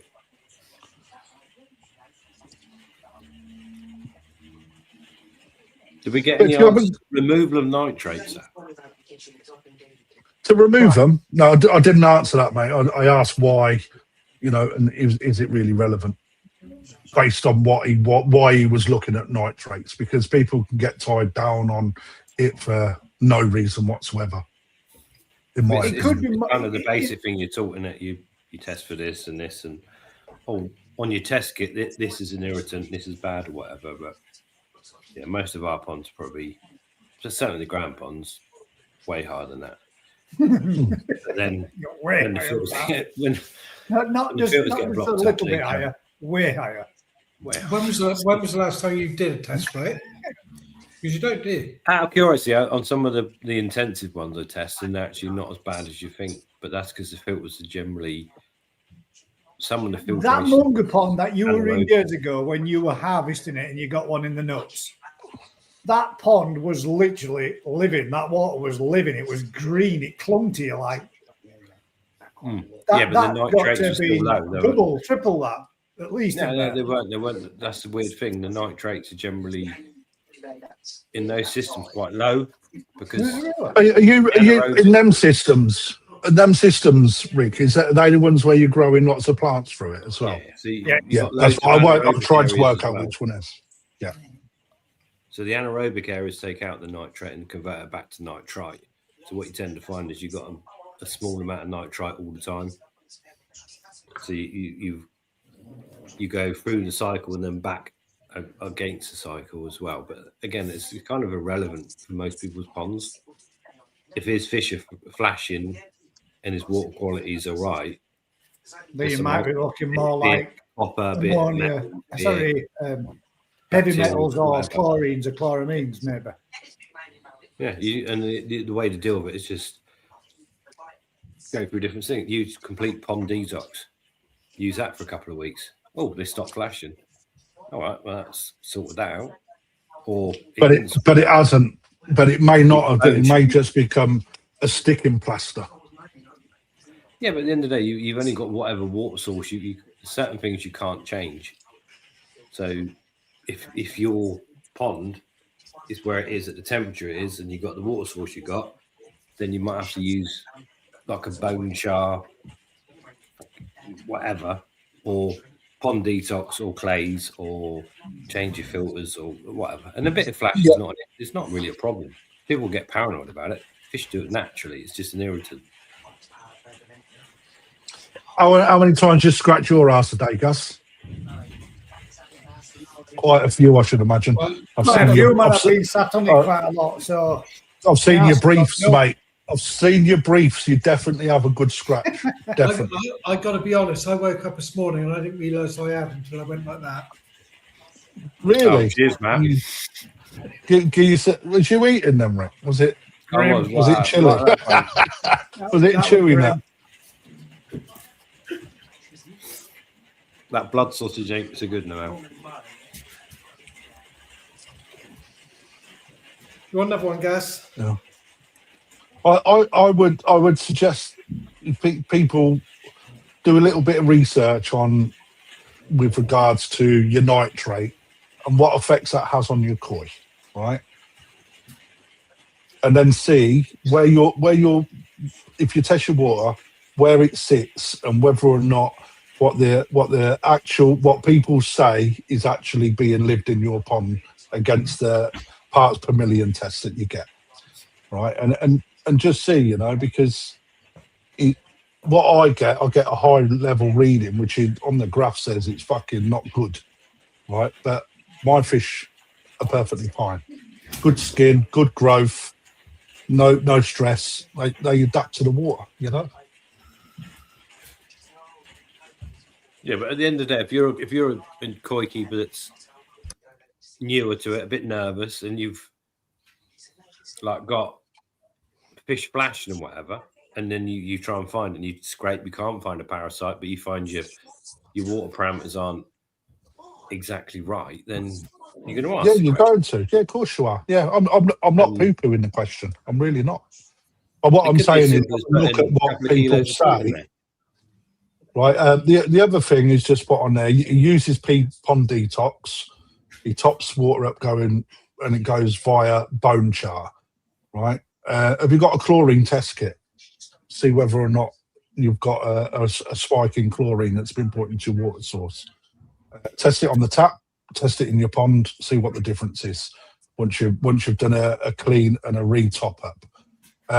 It may be the fact that if you're going through bone char and a big blue and you haven't, it may be that your bone char needs changing. But before you do that, or before you go in to change it, what I would recommend is you disconnect it, take it out, and then roll it so that bone char basically realigns itself. Because what water will do, if you look at how water comes down off the side of a mountain, it eventually over time corrodes small veins into the mountainside, creates streams. Same sort of thing happens through big blue filter systems. It will start to create channels, so therefore your filtration isn't as effective.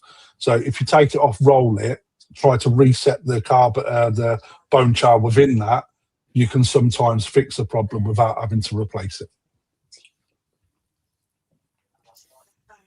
Could be, but I think you're barking up the wrong tree. So do I. But mate, you've got to do what you got to do. You got to do, but I'm not. If you've got a pond, right, and you've got 20 fish in it, and you're already using a bone char pre-filter and pond detox, and all, mate, fucking hell, what's going on? There's either you're paranoid about something that's not a problem, or there's something fundamentally wrong that is a problem with your source. You're not losing any fish. I don't know. Yeah. But if you go through some little motions, there's nothing wrong with doing it and seeing whether or not it fixes the problem, it may save you a packet of money and stress. If it don't work, move on to the next thing. Systematically investigate it. So, yeah, 100%, and ask people like us, and we'll give you lots of different answers. but there's no bang on answer, is there? Because There probably is. That's the thing. There's probably a very simple answer. But you've got to find. But you've got to do the systematic checks, haven't you, in order to find it? You've got to. If you don't do the checks, you ain't going to find the source of the problem, right? Unless there is a very simple answer. Normally is. Generally is, yeah. I agree with. It's normally very simple. Well, what about this one then? Going back one again, but this is what we have to do because I don't get the messages. Windmill. How do I win more prizes at draws? What would you that's all a good choose question. in a Sankey at that age? And what would you be looking for? At And what which age? At which age, mate? The latter developed or the first one? I think it's probably talking about baby, little Sankey, and at the end of the day, That's a what you're textbook looking one for to keep, isn't it? is just forget the Sumi. Just irrelevant. Almost irrelevant. You're At that looking at- age, the Sumi is irrelevant because the majority is going to. Now, is that the same question for you then? Is that the same principle when it comes to a shower and not a No. Sankey? It's the opposite. No, isn't it? because the Sumi doesn't develop the same way. This is why it's confusing as shit for people because there's no rhyme or reason to it and everything's different. There is a wrong reason to it. If you look at the I knew you body might shape say and the that. skin quality and the belly pattern, the overall look of it, forget the Sumi is the one thing you just can almost that's the Overlook. one thing that can change and develop and do good or bad things. Everything else doesn't. Yeah. So I'm sorry, that's bullshit. Yeah. Hang on, I'm going to send you a video. Yeah. I mean, I'll go out there and bring fucking fish in. That's got no Benny on it anymore. It Yeah, changed. but you can have fish that lose Benny, but what I'm saying is you're not. Which brings me on to the next question. It's not going to develop anything, It's is not what going Rick's to do saying. jack shit, really, is it? What you see is what you get. The Sumi will do lots of change. But we've all seen a Kahaku that was a Kahaku, and then when it gets into a Nisai, it becomes a Sankey. There you go. We're The never belly there didn't at change. all. The body didn't change. Nothing changed except for Yeah. the Sumi. The Sumis. So I mean, Sumi. What is it they're saying? What is it saying? Is it something like depend upon the Benny? Depend upon a Sumi and buy a basket of Humi. What is it? There's something like there's something to do with Benny and Sumi, isn't there? Pull that one up. For what? Send you For what? You got Sankey spot shower blocks. That's identifying one to the other. Yeah.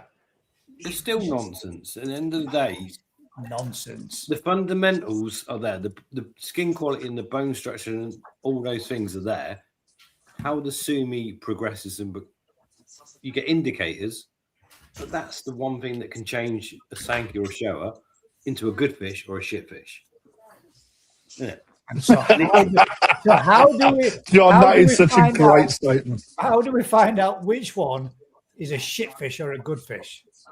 You ask someone like Ryan, and when he And tells he'll you sell you a buy that shit one, fish. that he buys a different one, you buy the one he's trying to buy. Get that one. What if I was to say that I know somebody like Ryan that selected out a load of fish because they weren't doing what they thought they were going to do, and then when we went back to them 2 weeks later, those fish now looked really good. Yeah. What? Because we got surprised the other day when we had a look again. It's mad, isn't it? How they change. And that was Sumi But development. what changed on them? The Sumi, yeah. Right, there Sumi. you go. Yeah. Guys, pull that one up that I just sent you, buddy. Same but different. Hang about. Well, Seska will come back. In fact, no, before I pull it up, I will do. Because it's kind of ties. We into haven't it. answered this. What would you choose? We in the haven't. Sankey We haven't at that asked age? what would we look for? It's Body- the same body answer structure. always. Body, skin, pattern. No, in my case, a pectoral fin. Eyes, nose, hairs. Fins, tail. It's the same thing. A good fish is a good fish, whether it's got sumi come up or not. A good-bodied fish is always going to be a good-bodied fish. fish. Right, Good okay. fish. Let me just throw this in, right? When you're selecting baby fish, right, 5 to 10, 10 to 15, tozai, nisai, sanzai, you are selecting on completely different things all the way through because they're at different stages of development. One thing you don't change is what the body looks like, number one. Number two, you always look at the structure, what that looks like. Number three, you always look at the skin, right? But at different parts. So the picture that you showed, the Sankey, right, versus a Nisai, the development is so different that people's tastes in what they're spending will change as well, because they're not going to take a risk on that first one, but they know they want that stepping stone sumi pattern on a 3-step Benny pattern, etc. Right? Your eye changes, and when you're selecting as a dealer, you're doing it so quick, right? Again, as small, really small fish, looking for good sellable fish. The pattern is part of what you're selling, all right? But when it goes into Go Sankey, you've got to have a forward vision, because if you're buying a finished fish on Go Sankey at Tozai, it's a very easy sale. It's not Right? just. I'll put it this way, Gaz. Right, you had the Casse. Was it Casse? The showers that you had recently up for sale, right? Yeah. 6 months previous to that sumi was so fucking deep that they was offered out and no one took them. Correct? Yeah. 5 months later, when that sumi is starting to pull through and it looks fucking banging, all go, don't they? Yeah. Right. So. You know, it's like when I was saying to you the other week, when I selected some out, I put some of those fish in a bowl, and you think there's a nice Sankey, I'll put that one in, because if it goes the way I think it's going to go, that's going to make a nice fish. And you see people that'll pick a fish that looks like what we saw, and not the one that you're wanting to develop to become that way. And then 2 months down the line, that fish starts to blossom and looks what you expected it to be doing, and then it'll sell. But at that time, when nobody sees the vision of what it's going to become forward in the future, and go for the one that looks already done and finished. But that's not even that. That's just. It's not even human nature. That is just. But it is. I mean, how many times have you said, Rick, that that fish will sell all day long because it looks ready now and it looks done? Yeah, and it does. It does, yeah. Yeah, but no one wants to buy Angelina Jolie at 3 years old. But you want to buy her at 23 years old. But I tell you what, if you knew that what she turned in at 23, I'll be buying her at 3 years old every day. That's a really bad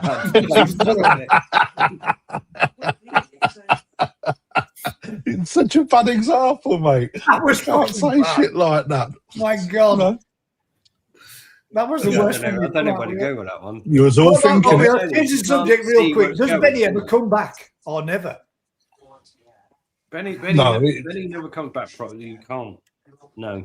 If Benny. But it does grow, Crafty. Have you not seen it on your Taniguchi? No, what Taniguchi? Yamaguchi. Where have you got that from? That's my photo. Shush. It was my fish. You bought it. What does that fish do? Yeah. What did this fish do? I can tell you what this fish did. No. Okay, so when you're looking at that, right, I'm expecting this fish for the Benny to have gone fucking shit, right? Because that's why you've put it up. So I'm expecting you to say the Benny fell off this fish massively, right? Yeah, it's a piece of shit, mate. Right? No, but I can't imagine it is. Looking at the strength and the depth of that Benny is absolutely superb. And right? You'd have no problem selecting that out of a bowl of fish looking at that picture. No. But then what happens? Let's have a look. I can tell you what happened. This is now out of my control. This actually developed more Benny. There you go. It's on its way. Should I- But it can fill in. Oh, is this from Yoshino? Yeah. Yeah, look Yeah. at that head, mate. Look Beautiful. at if you go back and see it there.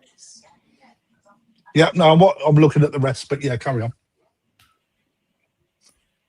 It's not even. It's joined in monster. Yeah, Yeah, and that looks fantastic. I prefer it like that. I do too. I What prefer I'm seeing saying it every is- day a week as well because it's a work. I'll tell you what amazes me though, Rick. I pulled up a picture and within seconds you went, "That's my fish." How the hell do you do it? It's just like insane. All the fish, all the pictures you see, and you can identify a fish of yours like that. Can you not do that? Not to that. Not to Have you that got level. crafty? Have you got crafties ones? eh? What the Yamaguchi ones or? Yeah, mate. That Yamaguchi. Yeah, I Kahatu, can let me get it. I'll find it and I'll send it in. That's what got me looking. So when Siska asked there, does Benny ever come back or never? That's He not doesn't come come back. back, That's but- developed, hasn't it? Yeah, So it will that's never mental. come back, but it will develop.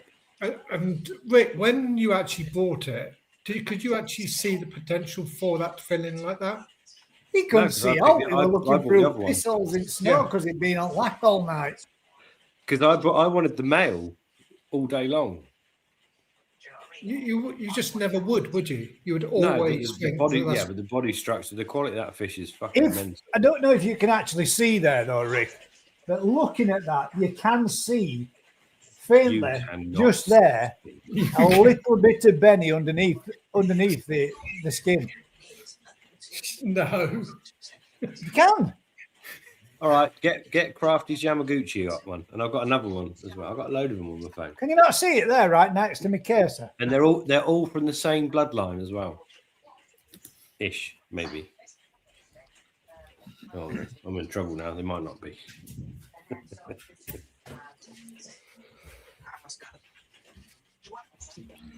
I don't know, Paul. I'm getting up. You can ask the question. So we've got never, yo. Saw some pics of a koi lately where the Benny has joined up.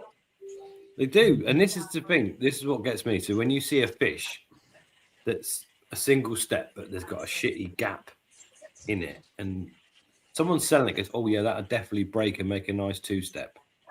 That's not coming back. Have you edited that bit out? Can you do that? I've just been sent this one. That one's not coming back. Yeah. But it'll make a lovely shuramuji. But what gets me, so I've got some of the gasbots. I have one that smashed its face across here on the shoulder, and it's now all grown back to where it was within 3 months. Yet when they cut fish in Japan, they're cutting all that Benny away to make them look nice. How many of them don't look nice a year later? It depends, doesn't it? How deep You've got you to cut? go to a certain depth to get How rid of it. deep for is good. your love? That's the one. Yeah. If you've not gone deep enough, it may look as if it's been and gone completely. From my understanding of what I saw in Japan and the translation via the gentleman that I was talking to, you got to go to a certain depth to get rid of it, and some doesn't, depending on how far down it goes. It may never completely go at all. It just comes back. But then secondary Benny is that So the dog's snoring so bad. is it's that something that unbelievable. will thicken up to a point as much as what you normally see? No, the pattern. secondary Benny never comes Always up. going to look shitty orangey colour, that Yeah. faint manky staining. Yeah. And I think if you've got like a loose scale of Benny and you take it out, you can tidy the pattern and it won't come back. But when you start cutting head patterns and stuff, I think you're in a realm of it will come back. But Paul, no, I don't think that was cut. I think that was separate and joined.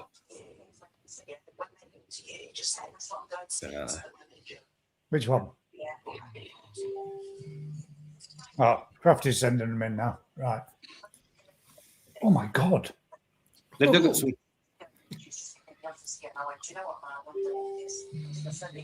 Benny's dropped off this one. Fucked, isn't it?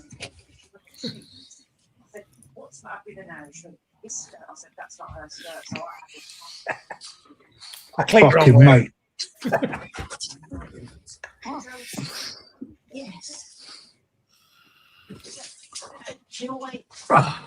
Right. Right. Quality Crafty fish. sent me a thumbnail. No, I never. Is that better? You can see that a bit bigger. Yeah. Bigger. Yeah, that's exactly right. So a lot of people would be looking just behind the head where it looks weak there And going, for a that's start. never going to fill in. Yeah. But when you see the next picture, you can see how it fucking separates away and starts to make the Benny even weaker.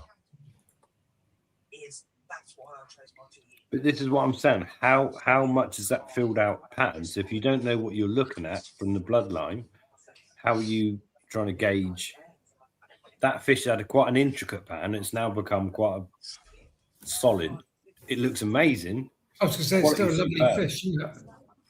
But that little intricate pattern is now being swamped by good Benny, isn't it?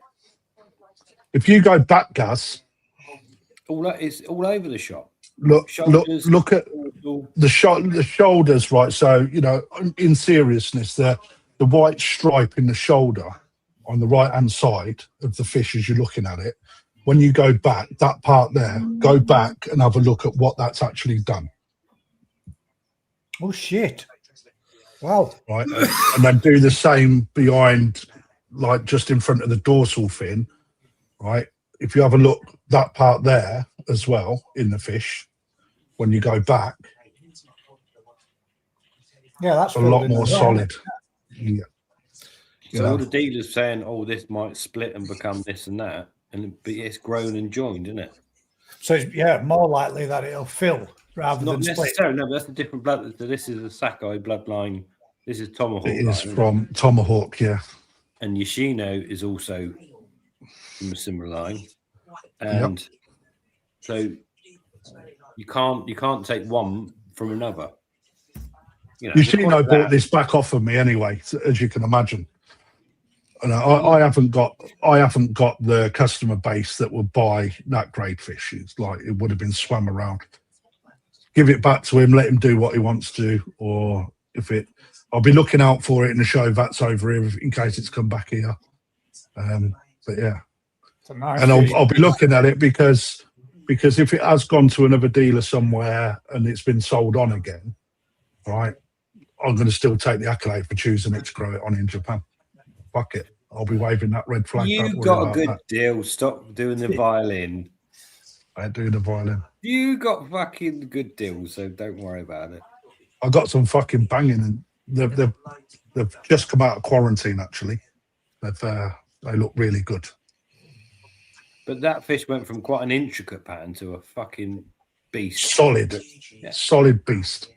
The body on it is fucking insane. We was really lucky because Yamaguchi, the summer over there was so bad that the fish that we had, buying free back off of me because they turned out really well. He was really puzzled why the batch that I took had done so well in comparison to some of his own selection growing. They didn't put the same amount of body on. We was really lucky. So, but you know, Quick. that side, when you look at the development, it's fucking insane fish, isn't it? That's a Quick show question. winner, isn't it? Quick question there from Andy Lambert. Can you clean all carbon? Yeah, you put it in a sandpit, set fire to it at 2,000 degrees, leave it for 5 hours. Yeah, you dry it out, you carbon bake it, don't you? You can actually do it, can't you? But it's got to. Just it's buy got- some more. No, but you can actually do it. You can actually reactivate it by drying it out and baking it in an oven to a certain temperature, mate. But could you be asked? But yes, you can. Timu do like a meter cube sack of coconut carbon for about 700 quid. How much? Yeah, but it's a ton. You're all right. You can share I was that doing with it your Yorkshire. mates. I was doing the Yorkshire walk out. Yeah, I went over here. How much? No. Anyway, that's a nice fish, Crafty. I'm glad you sold it back to the breeder and didn't make anything from it. But I can't wait. I ain't got long to go until I'm back over there picking another 11 fish to grow on again. Could you pick me a decent one? If you hold off, Crafty, when I get over there, I can join you and show you what to do. I've seen your Azakari results, mate. Don't do that.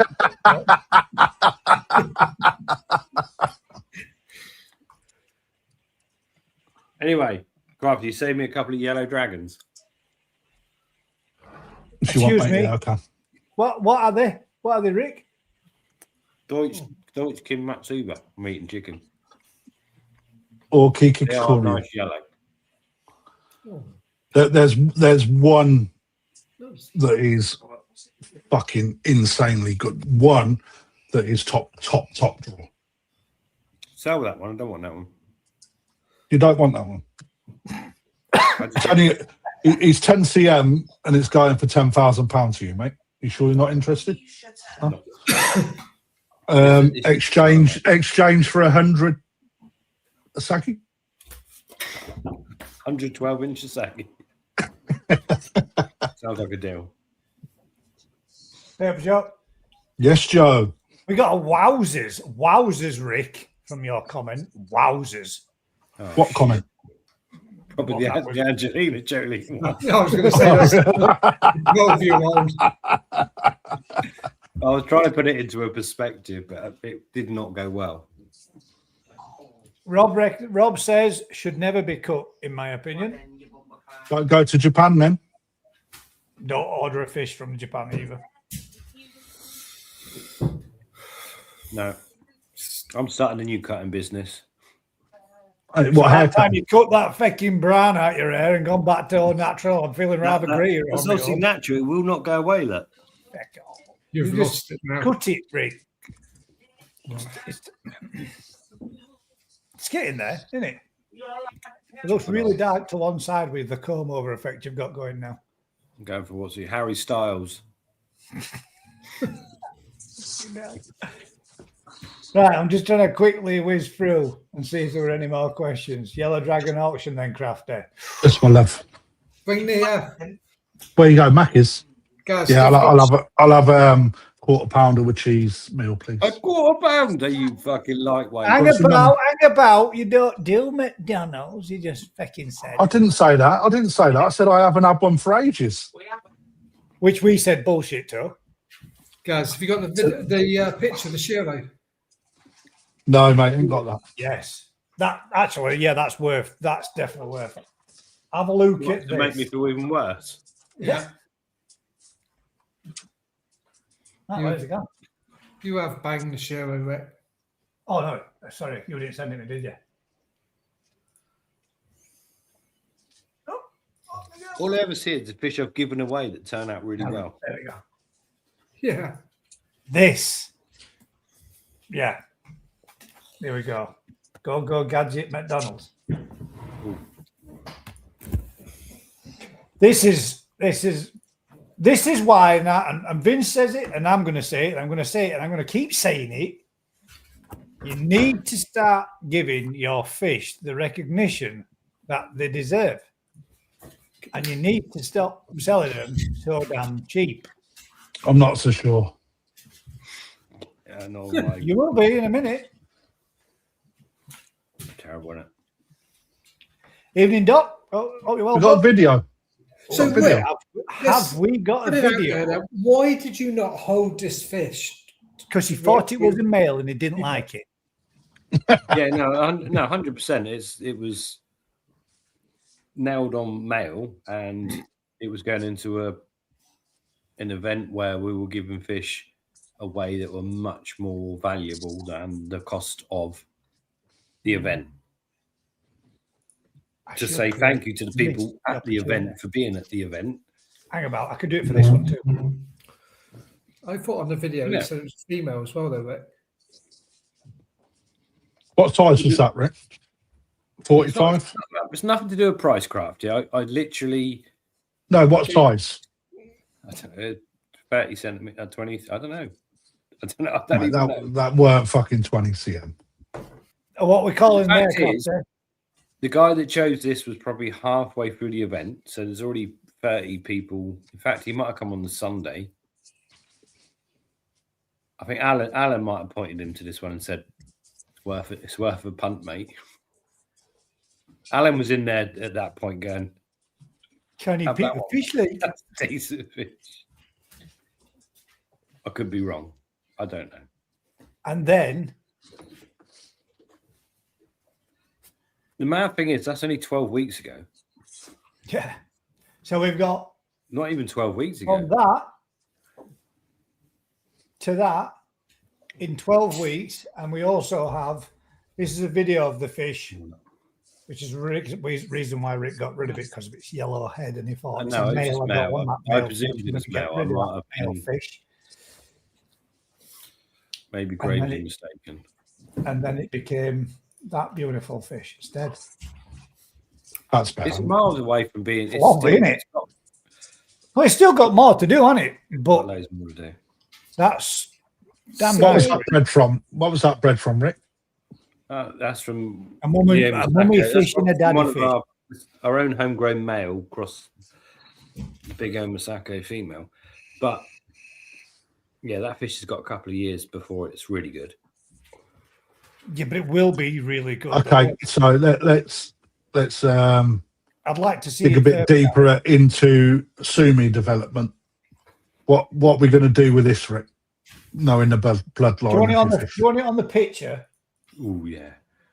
Honestly, not a lot more fruit. I think it will come through the head. Yeah, not right through. I think it might be one of those Y fronts that stop at the bottom with a little nip. Yeah. But what about from the nose? Would that encroach more up from the nose, do you think? I think it might. I think there's a little bit underlying there. And do you think it's still a male? No. No. No. So yeah, my best shear I've ever done looked a bit like that, and it did look male for 2 years, and then just become a monster. That's pretty amazing. But it did look like a male. Everything about it was male, but actually, it might not be. Crafty, you netted it for, bud. It was Alan's number one. There you go. So 50 quid, man. 50 Sorry, Rick. 50. The thing about it for me is it is 2 years away from being anywhere near its best. The Shiroji's becoming all right, but the Sumi's miles away. For me, it's miles away. It will. Mate, you only got to look at what it's done already, you know, and look at your development of the fish and go through the skin layering process. That Sumi's got more and more to do before it finishes, without a shadow of doubt. You know, I think that header should solidify a lot more as well, Rick. It will become a lot. I think it will. I'm just not sure it will come right through, but I think it will come round here a little bit more and all up, encroach further up on body. It's just the finishing on the Sumi, Gaz. So you know, at the minute that Sumi is midway, probably best midway.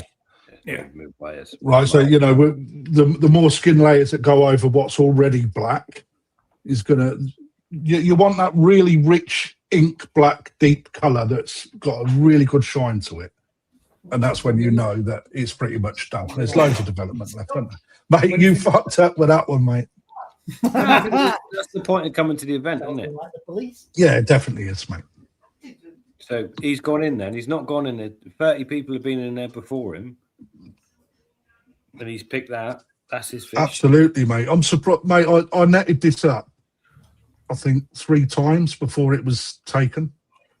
again, that's the bit again, though, isn't it? That's people seeing and the vision of where the fish is going. Yeah, we But don't know like how Craig big the other said there, fish are. you label that Omasako and it sells for 300 easy, and the rest. Honestly, rest, Alan I'm Elliott, Alan come in with a 1500. photo from last year's event, and the fish he's got is absolutely make me want to cry. Oh, just mental. It is Susan, yeah. It is Darren's fish. It's But it's mental. good. Dad is a good bloke, mate, and he. So you know you're going to see that come different stages, Yeah, and that's most important. what you And wanna it's see, nice though, to isn't see it. Yeah, If that absolutely. becomes Mate, yeah. amazing or actually goes to shit, great. Because at the end of the day, he supports us, and people that come to Absolutely. the event get the opportunity to get fish like that. Totally right, mate. That's what you want to do, though, in it, Rick. You want to put affordable fish in people's ponds, and that just happens to be a very affordable fish that's turned into an absolute belter and will only progress and become nicer and nicer over years to come. And there's only a few varieties you could really do that with. Sure, it's But you know, early something, Phil, that is not a gamble. That wasn't a gamble, mate. No, it was no. It was. It was it wasn't actually. It wasn't a gamble, mate. It's like it was a fairly easy read when you look at what you produce, mate. Let's face it, right?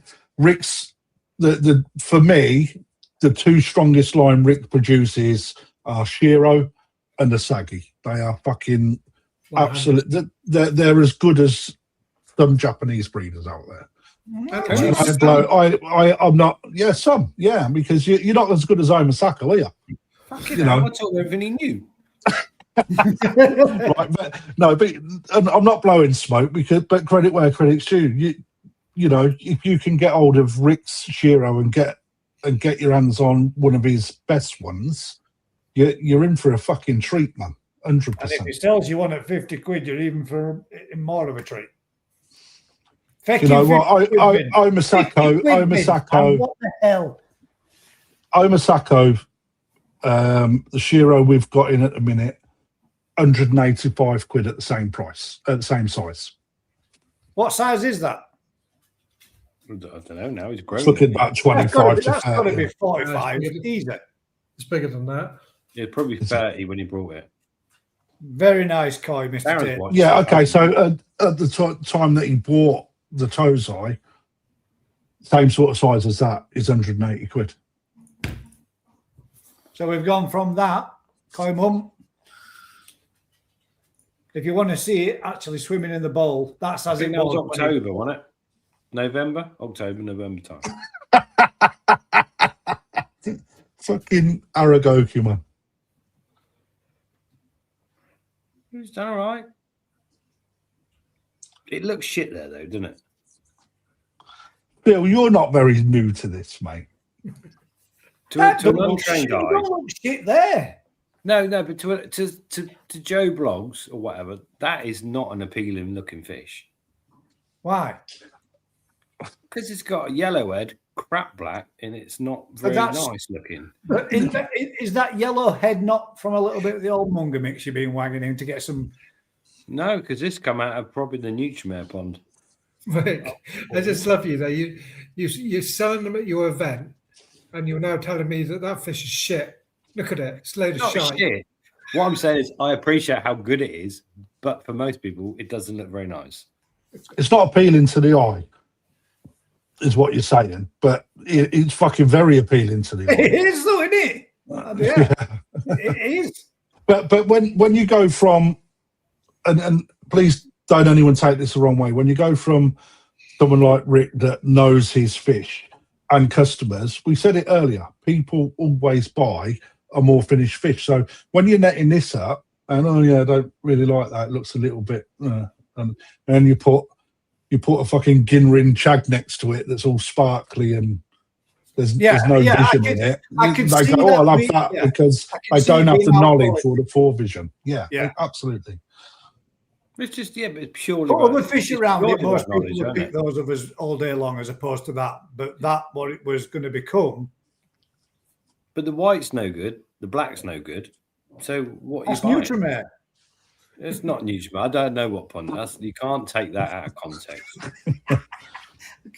You said it, not me. I just repeated it. But again, when you start stripping back the layers of, right, how many fish did you keep in the pond, Rick? There's a good question. What part? Darren, would you have bought it if Alan didn't recommend it? Yeah, because Crafty netted it. He was crying. Please buy it. Someone buy it. And then we've gone to that. Alan didn't recommend That's it. miles away After from it being- was netted, Alan said it was his number one Shiro. Well, he didn't even look in a good Oh, pond then. there you go. Yeah, he did. Yeah, he put it in there. Alan only told me it was his number one after I picked it up. Typical judge, innit? He never said. Yeah, typical Mr. Tate lets you buy the wrong fish before you get it, before he tells you. Should have bought the other one. Beat. The thing is, Should have Alan bought the Tate other. said that to everybody. That's my number one. He didn't. No, He, It can't have been his number I'll one tell- anyway, because it's not even a fucking Yamabuka, so he was lying to I'll tell you what Al does. If he's giving you advice, he'll never tell you what his best fish is. He'll say what's good, what's bad, what's indifferent, and he'll allow you to make your own choice, because you don't really want to just buy fish that Al says is good, because you may not like that fish, and he's very aware that he can have a massive influence on what he sees versus what other people see. And if you're not into showing or whatever, you're looking at different qualities anyway. So, you should always buy the fish that you like rather than the ones that you get told are the best fish. It's very interesting listening to Alan when he's talking about fish, if you can understand him. Why I If you're man? deaf like me, you have to fucking fish like that, man. fucking tell him, mate. He's getting wrinklier by the year, mate, as well. It really is. It really is. When we did it at that time, Crafty, at the show, when he did picked a load of different varieties. All right, your number 1, 2, 3, 4, and 5, and the amount of different picks that people had got, it was, and in fact, actually, Tony Farmer-O'Coy picked quite well in them all of them on the actual. Yeah, he got close to Alan's selection. He had a good selecting eye in that sense. He got pretty well on, but to listen to it and to see no for this reason, yes for that reason, no for the other reason, and have it all broken down with the fish in his hand showing you in front of you, that was mint. Yeah, that's something you can't buy, mate. Right? No, that is something that is through and I understand this. When you talk to Alan, right? A lot of people want his knowledge constantly, right? But at certain times he will only give you snippets, right? Because he has spent 40, 50, 60, I think nearly 90 years researching koi, right? And he has picked all this knowledge up on that journey. Yeah, he started in his 20s, mate. So he's about 110 at the minute. And actually, when I get down to Nagioka train station, I'm going to send everyone. I'm going to put a picture up because Alan has actually got a statue in Nagioka train station. His own statue. I'm going to be, but it'll give you snippets because, and a lot of the time he'll tell you to research things because you pick up a lot more knowledge looking for knowledge than what it just him talking to you. Or you don't, and you get lost down a rabbit hole and you never get a fucking answer. There is also that. But then that's only because you stopped researching. And the rabbit hole was full of loads of good stuff. A lot. It just depends what you retain. To be truthful, it was full of a lot of interesting stuff, just not the answer that I needed. But it was still interesting. But think about how much knowledge you picked up. Well, you got to look for it more, Gus. It's there. I found it eventually. Can I just say the body on that Shiro is fucking brilliant, isn't it? It's superb. Yeah, 50 quid that, mate, if you want it. Want to buy it? I still don't like Develop that at the You minute. still don't like the what? Skin colour. Skin colour. None of the The Shiroj is a little bit off, isn't it? Yeah, I think that might become a really good big fish. Might. Oh, now 60 quid. But he said he was too. He said he was too expensive earlier. Fucking miles, right? And why's he got in a muck bucket or whatever he's got it in? Yeah. Why is it in a fucking bottle of an oil container? No, it's because he spent his 50 quid on the fish, so he had to improvise so they could afford a bowl. It's a flexi drum, isn't it? It's a flexi bowl, isn't it? That fish included wining and dining and the whole experience. Yeah. My labour weren't even thrown in on that, Rick, was it? No, I know. You know, fucking All else. Nor was Alan's, and he fucking worked his socks off. In fact, his socks were so wet when he left, he had to take them off and go home barefooted. Like he drove home with nothing on his feet. No, he went home. His toes look like prunes with massive nails, fungus infection underneath. That's what happens when you get really old, mate. 110, as you just said he was earlier. I'm gonna have to fly a Zimmer frame up for him next year. There we go. So, Rick, that's a banger. Just so you know, mate. 100 miles away from where it needs to be. So, Gaz, where have you not got any fish to put up? No. He's not allowed to. He's not allowed near the fish. I haven't. I was. Matt said he got something, and Darren said that he got something that he thought Rick might like to discuss. I do. I don't know if that was a little bit of tongue in cheek, so I thought I'd show it anyway. Matt, how's your big? Have you built your new polytunnel yet? Have you built your new pond yet? No. Still So I'm coming around Sunday. Well, I'm not block laying, am I? No, you got a job to do this Sunday, though. But I'm not telling you what you're doing. It's been when you invited me round for the weekend, right? I was really full, and you said bring your swimwear. I was like hot tub, champagne, barbecue. Am I doing bottom drains? No, you can have all of that. And no, you're not doing bottom drains. You're not doing any of that. But you are going to be used and abused. Oh, shit. Is Pam involved? Just in case. No.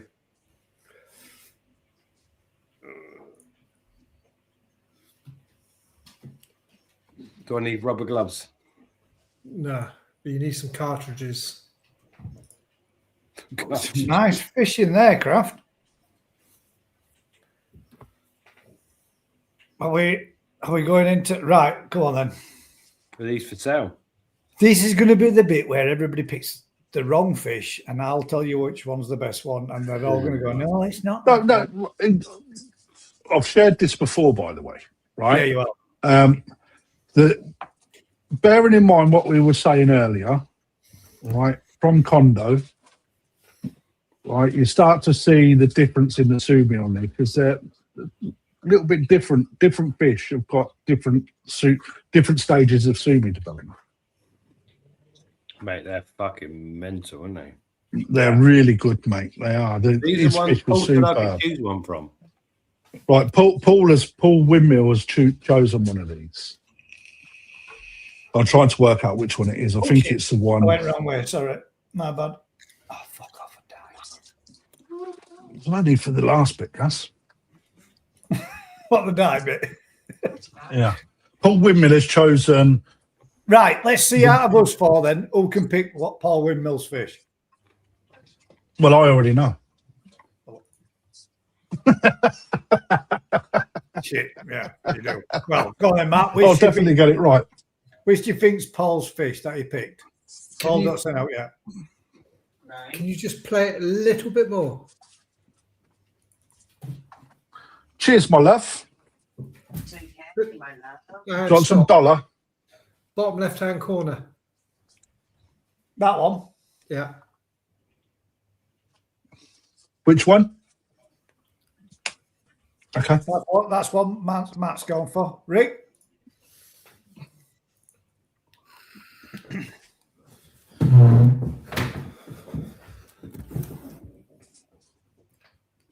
I'm a little bit stuck on that one bang in the middle. That you picking that one? I think I'm picking the one right on the other side on the right, but I can't see it. The marathon spot. This. No, on the No, right, down. Bottom corner. But that one. But I can't really see it. Let's see if it plays. But wouldn't that marathon piss you off? It would me. There we go. We can see them all now. Matt's is here. I reckon. Oh, yeah. I think he picked that one. Nope. No. No. Nope. I'll be tempted on that, but I'm not sure why. It's not right, is it? Sumi's a bit heavy, but Oh, you know something, mate? It's like in the flesh. Really nice fish, that is. yeah. Dougie Anaby has got that one. So you think you went for that I one? think Rick? I'd probably be going for that one. I can't really see it properly. But No. No, you wouldn't go for that either. The one that he picked is the one at 10 o'clock on the furthest left. That one.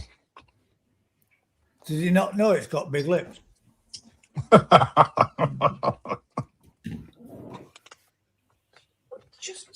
It's not my number one even. Phil says he picked that one. I that would is pick a that fucking hell one. of a Rick. bowl of fish. There ain't really bad fish amongst them. No, they're in. The only thing I would dislike about that one is the sumi that's just on the cheek there. I'd At rather the that one, moment. but I would pick that one. That's nice. And one of the reasons why I would pick it is because the Sankey that I've got has got a spot at the opposite side of the head here, so it would give me like an offset balance. So what's the Benny going to do? The Benny. So Well, we've had two examples of Benny development today, haven't we? that could link up, couldn't it? For all we know.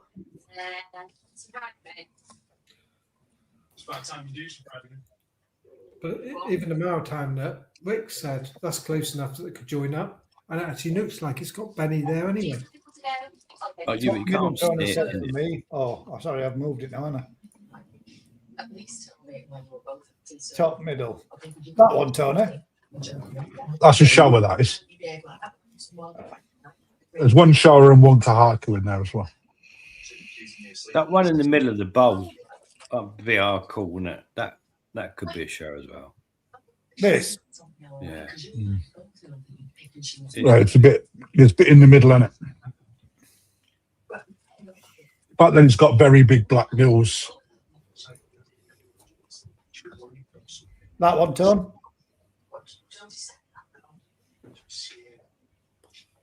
That is a serious bowl. That's a good pattern. That's a good bowl of fish, isn't it? Paul says, how do you think, was it that one? That was his fish, wasn't it? How do you all think it will progress? Well,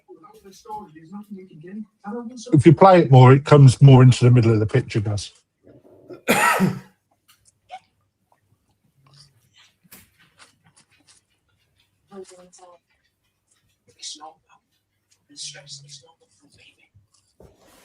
My thing with that fish is you've got very little sumi on the white ground of you. yeah. It's beautiful. You got this Penny one bit pattern's here. lovely. Penny quality in the show, everything about it's lovely, but you haven't got a lot of places for the sumi to shine. But other than that, but to be fair, none of them have really. They've all got really good Benny patterns, which is almost like they're grading them on the Benny patterns when they're young, without room for the sumi to be on the white ground. Or people like us might just have to have shit patterns and pick places for them. But you almost get one. If you imagine when they're young and you're picking them on the Benny patterns, that's exactly what you pick. They're beautiful. This one, dug it. That's Dougie's second choice, I think. There's nowhere on that. Where are you getting any sumi on the white ground? You're not getting a super sumi on that at all. Yeah, but behind the first dam, there's a bit. Yeah. Yeah. Which is why I quite like the one in the middle, but that does look like a shell with a weird small head. But I'm not sure it is. That could just be the angles. It's the angle, mate. If you play it through, you get to see them a little bit better. There isn't a bad fish in there, though, is there really? No. The first one to go was the one in the middle, which was obvious. Yeah. And that's just because it's a bigger bodied fish as well. I'd still back my marathon one, mate. Yeah, but not so much for the length of it, Kraft. It's the bulk of that fish. It's got that good profile, hasn't it? It's got that good body shape. Yeah, that's what I mean. When you're looking at it, Fish, that. it's the standout piece because of the body shape. It's Yeah. bigger. It's too early for that, though, isn't it? I think so, but The marathon you said about Rick, though, and they got a long nose. Mate, long Or noses. longer. Not knocking any of them, but you see what I mean? Was he swimming around like that? He's pouting like Kraft when he joined it earlier on. It's a good Mate. bowl. Of all the fish in there, I think that would be my choice. I can't see it properly, but I might be tempted to have the kahaku. That's nice as well.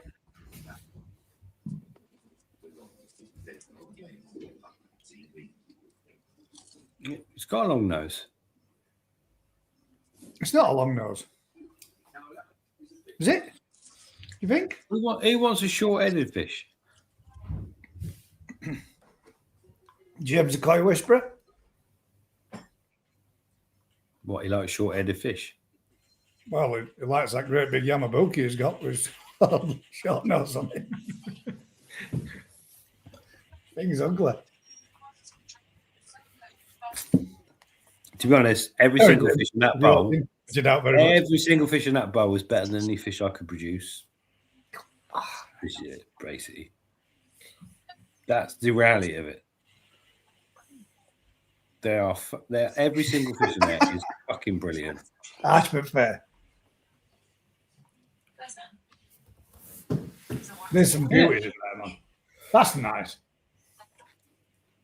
Oh, where the fuck's it gone? Could you imagine that as something you do for your whole life, and there's a bowl of fish better than I can do? That's a kick. they're all certified by the breeder as well, these. And how many did he rear in the first place to get that bowl? 12. Well, fucking lots. Yeah, exactly.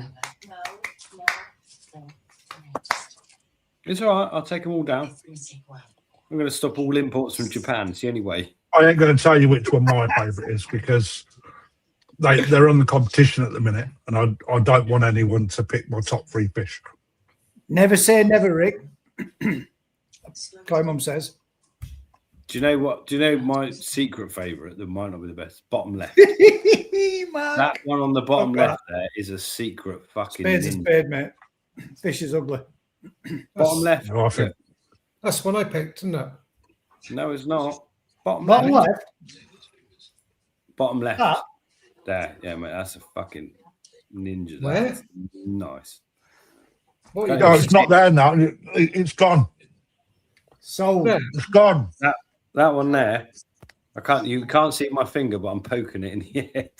which one? Left. That's the one I picked. No, that one. Yeah, No, that's down. Left. That Ah. one. Left. left. Bottom left. That's one Wait, I the picked. video. Stick it left. There's no fish there. Can't go any more left than That ball. one on the left. That's On one the I other said. one. This one. That's mine, but look to the left. That's the one I said. Not Rick. that one. That one. No, not that one. That That one. one. That one. God Yeah, damn, that's I'm the putting way it at the beginning. It's the only fish at the left. Press play. At the very bottom for me. Can't see him, but wait for I mean, this. it's coming. Why did I fucking put this video on, man? Why do you don't see know. that now? Look. Now you got it. Now you can see it. Look at that. Secret That is ninja, a- that one. Mark, you didn't pick that. You're lying. I I'm going to did. go Right, back and watch it back. I am going to go back now. Yeah. You said top right. Stop that lying. is- No, I didn't go right. I went left. You heard the people in the But comments. to saying, be honest, "Right, mate, that's the fucking worst fish in the bowl. I'll have It's it. the for worst 50%. fish in the bowl. Craft, I'll have it for 50 I've seen quid. worse. They're all shit.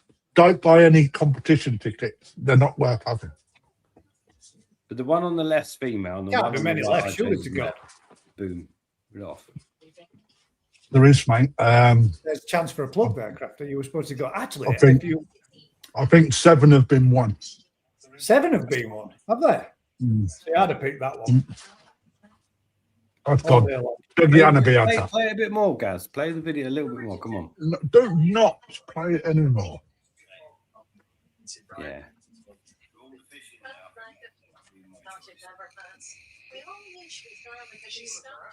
Who filmed this, Crafty? I don't know. Honda. I was that fish, Rick.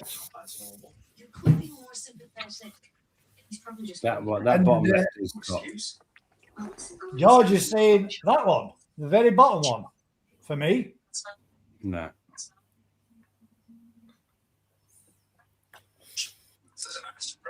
Let's all buy one, keep them, and next year we get a winner. I'm having the bottom left in the mirrors. Right, they're sold to Rick. So, They're £1,000 each to you, mate. oh, cheap at half the price. I'll have 2. Bargain. Wow. You're saying that I'm turning into like that? Right then. Did I miss anybody's? Ricky, you're doing a great job and it's much appreciated.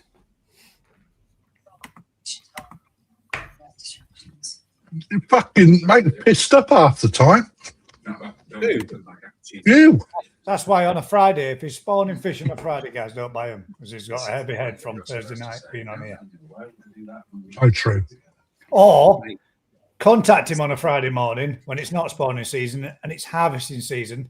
You get yourself a bargain because he's heavy-headed from the night before. Hangover Friday is great. I'm swinging off beans tomorrow. Chainsaw bean.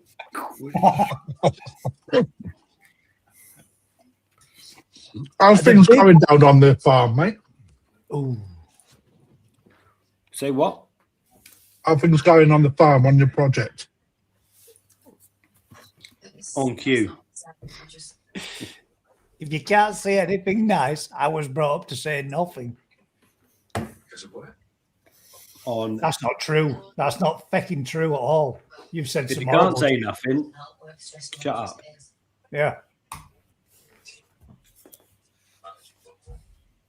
Surprised you're right. You've had a room anyway. Go on then. What's the next on the agenda for everybody before we bring it to an end? Next chapter, Matt. Next Matt's chapter. from Japan. What is the next chapter for Howie Coy Dorset? Well, I'm not doing the pond until I come back from Japan now. So I've got my usual jobs and I've got one more video to do before I go. I know, two. No way. Two. That's my. Hence What the am I reason. doing? Oh my God. Yeah. Two, The actually. reason why you've got 2 weeks, so it's a week per video. You screwed, mate. You've no chance. Chuck I'm it over. Don't do I'm not two doing fingers no like that. tomorrow. Tell me I've Chuck got a it video. over. I'll sort it for you. I literally, I'm practicing because you got to think I got to do a video and try and Every release it. night. Every Every night night. for 7 days. But at least I won't have that little. Right, Matt, let me help you. Get yourself a microphone. I got one. Good, because if you're in the fish houses, it will really pick the background noise up. Yeah, but If you put a microphone on, it cuts that bit out. if you watched my last video I'd done, I Ollie was, didn't watch it. well, you need to. You say fucking Well, arrogant. I ain't had time. I did firefighting. Ollie's stopping because the drum's going off in the background, but with the microphones, you can't hear any of it. It's like What? Yeah, you can. You can't. You can.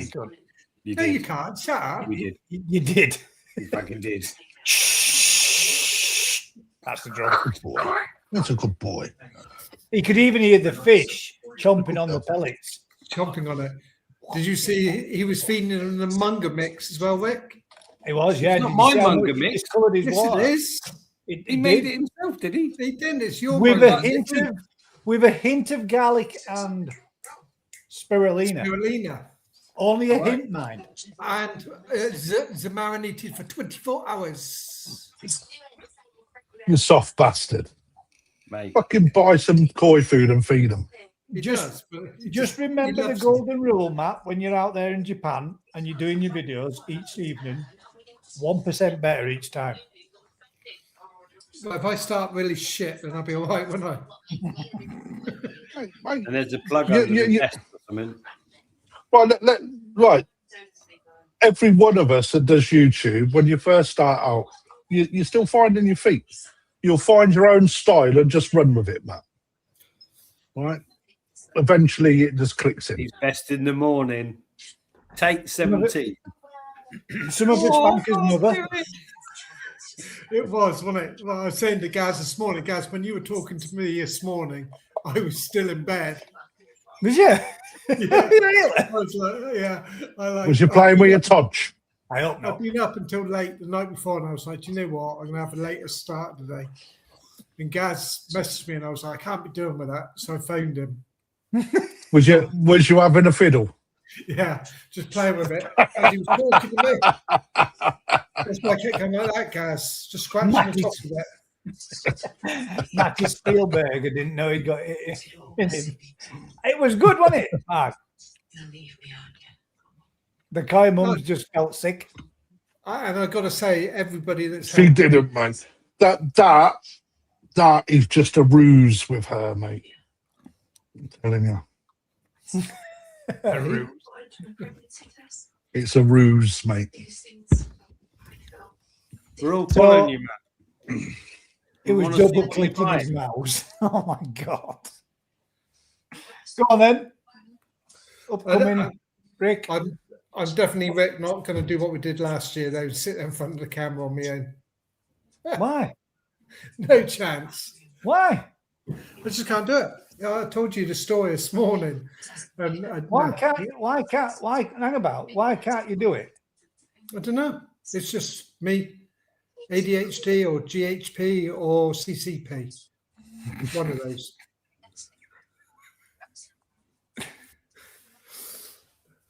Why can't you do it, Matt? Good evening, everybody, and welcome to UKP Live. You would notice the ugly ones are now no longer on the screen. Oh, see, You have got the younger version.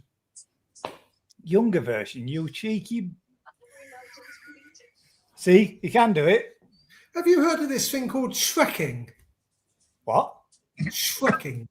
Hang about. Dare I? It'll be after 9 Before o'clock. we go any further, dare I really ask? Well, I've never heard of it. My missus came back the other night. Oh, look.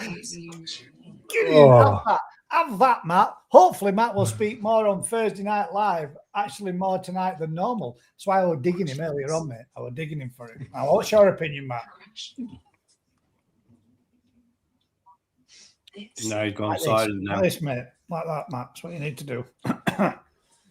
He's gone To silent. be now. fair, it's not Matt's fault. His internet's pretty shit. Oh, Mr. Mate. Everyone says it, mate. You're the most lifelike statue they've ever seen. What we've just got now. Yeah, but you know what statues are normally made of, or of gods. Rock. Wood.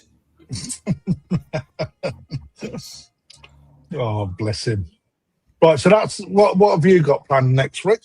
I've just sent it to Gaz. Like a well-oiled machine here. Are you ready? Tomorrow's machine. This is my Talk job us tomorrow. through it. That's a door. That's not a roof. That was a roof. Roof. That's not a roof.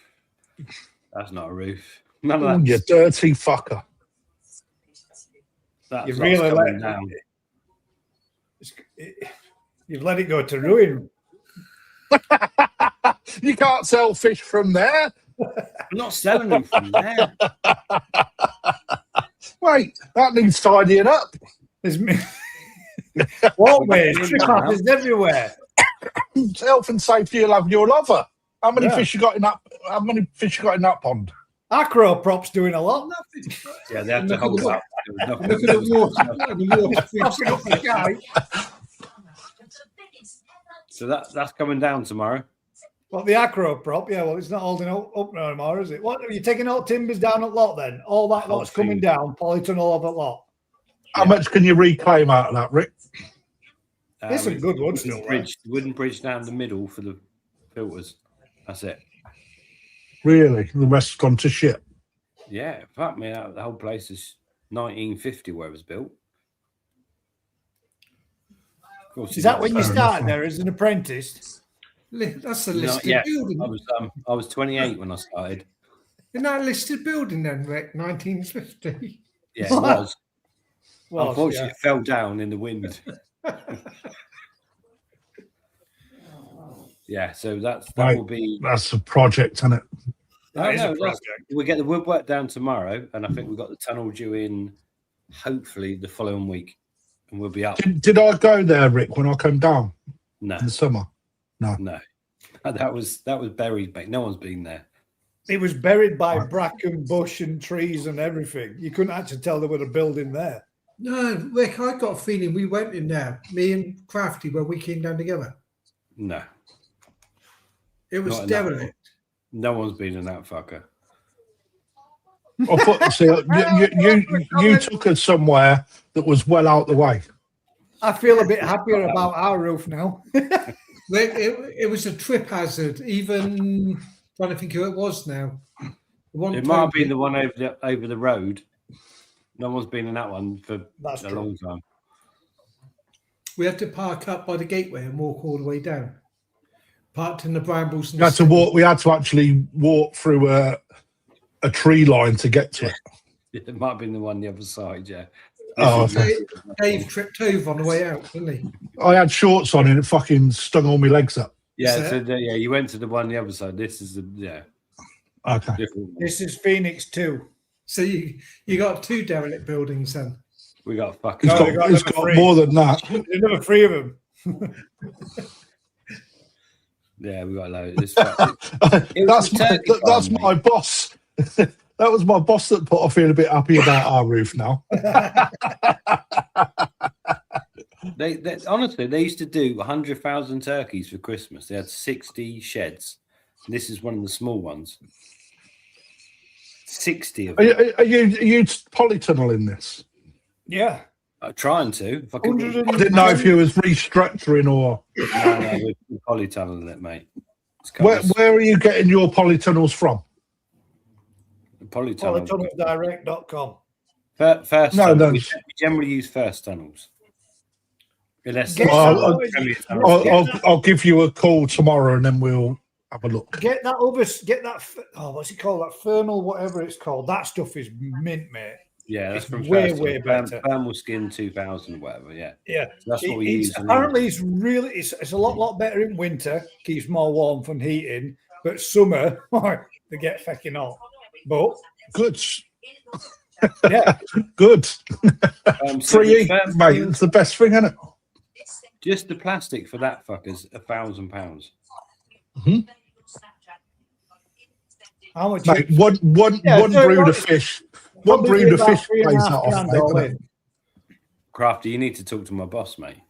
Just one brood of fish. Mate, you need to speak to my boss. Right, you speak to my boss and I'll speak to your boss. We'll still get nowhere. Swap jobs. Job swap for a week. You can fuck off. I don't want to be clambering around what you fucking do, mate. Fuck that. Money, Rick? About 3.5, 4 grand for tunnel and plastic and everything all in? That one is about $7,000. Oh, shit, man. All in 7K. Yeah, but it's fine. Not all in just for the polytunnel, 7K. No, yeah, for the framework. Then you got blockwork, then you got timbers, then you've got pond filters and everything else. We build that for peanuts. All right. So ground up, once that's leveled, 7K operational. I reckon so. That's not bad, is it? That's a lot of fun. I was going to say 7K is not bad, actually, mate. That. How long is it going to be? 60 foot? 110. 120. Oh, 20. 120. Fucking hell. Mate, that's really good for that size, mate, isn't it? That's massive. And he's talking about, so there's one next door we've not touched, and then there's one the other side he's talking about doing as well. He's like, I'm not doing it, I'm not doing it. Oh, we could do that. And now he's on board. It's like, fucking hell. Mate, that's what I'm like with my boss. He's like, not doing it, and then he gets on board. So you got to do it, mate. Plant the seed, watch it grow. I know you're watching, Pete. Pete's loaded, though. Come on, Pete. No, mate, but the business, it's the business money. It's not about Pete's money. Pete's money belongs to him. No, I don't. Sell his housing. 5 years. Sell What's his yours housing. is mine, and what's mine 4 is houses yours. on that. 2.5 million. Jobs are good. As long as you want to live above a koi pond. That's what you want, Mark. You want to get yourself a 60-foot polytunnel, then put your pond inside it, mate. Especially, you've got plenty of room. Just put it where helipad is. Just Actually, beside Mark might want to come and get the digger. He's a scrap man. Mate, Mark's gone up in the world now. He's got his own runway. I know, but he's still got a like runway scrap now. man. Yeah, he did got just a landing, but he's got a private jet and a runway. Doesn't He's he doing know? really well for himself. Oxo Cubes must have done well at Christmas then this year. So we put a new helipad on top of the shop, and we don't even need it now.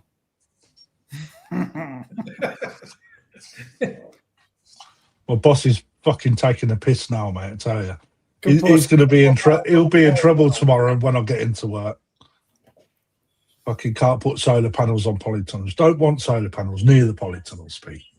Right? Free heat. We want the sun on the solar tunnels. Yeah. In fact, it's its own solar panel, isn't it? But just not fire plugged in will melt anywhere. them, Pete. He knows that. I tell you, he's in trouble tomorrow when I The get into work. sharpest person would put a solar panel at the bottom of the pond underneath the polytunnel. So everyone gets the heat, and the solar panel can take electricity out. So then, Crafter. Do not give him fucking bizarre ideas, mate, because he'll be now looking into solar panel fucking flooring, thinking that's a great 4 idea. times better underwater from the refraction of the light. They don't, Pete. That we are not doing anything like that. Alan's had a good idea there. Pete, you can grow tomatoes in the polytunnel and open a fruit and veg department in one of those little shops. Mate, we can even grow the herb, right? And that's worth £1,000 a fucking plant, mate. We can coin it in, mate. Yeah. Coin it in. We'll all be fucked every day. It'll be great. Banging it out. Loads of money. Crazy golf will get a lot better with a few. Invest it smokes all back together. into koi for Japan in autumn harvest. Jobs are good. Un. Yeah, we can extend. We can Exactly. grow. Like more ways than one. Make it into an 18-hole golf course. It's already 18. If you smoke enough. Right then. What's up and coming in the next couple of weeks for you, Craft? Japan.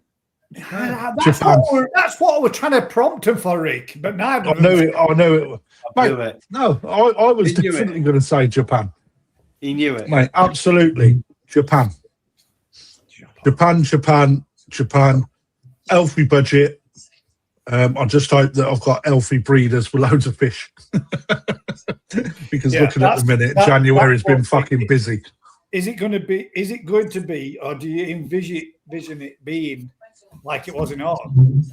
I'm going to get to find out real soon. Anyway, but No, I mean, there's a little worry, isn't there? It's always a worry, but right. The thing is, you don't know what the breeders are doing, right? Whether they're fucking holding back and just getting rid of good stock, letting the fucking netting the crap out, empty pond back in. You don't know. But do you think they're bringing fish in from outside at this time? With being winter over there, But they've got fucking stuff everywhere, guys, haven't they? They don't tell you what they've got, do they? A lot of the time, Well, you know. you look at it when you were over last year, Crafty, the different fish when I was there a week later, wasn't it? But you had better selection than me the week that you went because there's so much shit, you know, for personal reasons that, you know, I sort of pulled the short straw on that, to be fair. So as a question to both of you, why are you not going out earlier rather than later? Because if I go out earlier, I'm out with Crafty and I ain't doing that. But you got to look at you, mate. It's like you got the All Japan Koi show. Which is something you want to see and you want to go to. So you No, turn but out to Pete. Come on, what's 2 extra days Get me a ticket for All Japan Koi Show as well. Because But you know something, Pete would allow that, right? But so why did Pete? Why did? No, it's not. I chose when I went. You know, for me, it's right. The All Japan Koi Show, I can see on the telly. Right, I've got another 5 years left for a croquet. Right, so all right, You've time's got to not on go to this it, side. though, Kraft. You've got to go. I'll go to it at some point, but at the minute, it's not right. I've got too much going on at work. Right, so you know, at the end of the day, you've got to do what's right for the business. It's not right for me to go out there at the minute. I haven't got any fish being. You're only talking. No, I've got Pete's watching. Absolutely not. I do nothing better, right? But you know, there's a lot of responsibility in it, Gaz, isn't there? What I do, it's like, you know, for me. What, you mean? Pete, you know, it's not going to happen, Pete. Mate. You give me a budget. It's not happening. Have to look with that one, mate. You can't stay within budget, can you? Because you can't really budget for it, can you?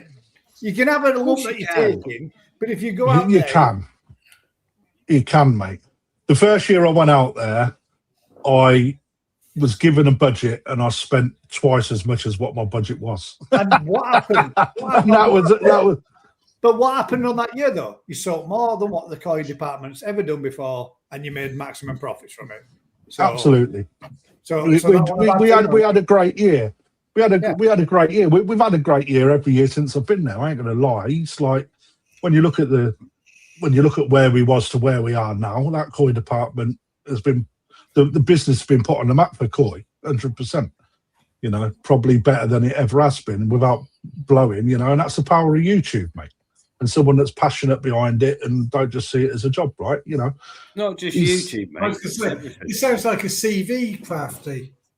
No, but I'm being right. You'll see it, Matt. When you start using social media, right? When you start using social media to your advantage, you're the exclusive for the same. You're the same. You will be there. You will be there as well, Matt. Honestly, God, the power of social media. When you can see, when you look at the businesses out there at the moment, when you've got YouTube behind you, all right, people. Not everybody watches YouTube, but it certainly exposes more you. People watching YouTube now than there ever has been at any other time before. Normal TV, conventional telly is on a flop in comparison. That's right. YouTube now. Out there. But no, Gaz, what I'm saying is not everybody watches YouTube, mate. Not everybody wants the knowledge in koi. So you're still going to get them people that come through the doors just to buy fish, right? But the power of YouTube now, people are learning more. They get invested. They become a little bit more of a. The amount of people that travel from way up north, Scotland, Manchester, fucking Newcastle, where Alan is, Durham, right? Them people would never have come down to Perfect Aquatics, mate. Now they're fairly regular visitors. Mark from Sheffield, you know, that never happened. So the power of YouTube done that. It's the same for Rick when he done his event. Everybody wanted in, but he had to ring fence it, you know, and that's what YouTube done. If Rick didn't have YouTube, that event wouldn't happen, right? So when you look at things, power of YouTube helps businesses massively. It really does, you know. Anyway, enough of that bollocks. You always get me on a soapbox. I'm going to Japan and I'm going to buy some fish. I'm out there from the 2nd, come back the following Monday, whatever that, 9th. Again, orders are there. If people want, if they've got a good enough budget, right, don't ask me to try and find you a fish for 200 quid because you'll have to wait until I come home. That's what the prompt was for, gentlemen. Matt, this was your chance and your opportunity. If there's any of my customer clients out there that are interested in take this for something to eat. No, I'll do the opposite. Don't contact me because no, I'm winging it. £10, and I get Crafty to do a karaoke song. You can fuck right off, mate. I'll tell you. I might bust out a bit of Tupac or Biggie Smalls or something. I think we need to put Jack. Me and Gaz, right? I'm going right, so the whole point of being in Japan is you two are going, right? And we've got a crossover. I would really like a Tancho Ginrin Sakura Ogon with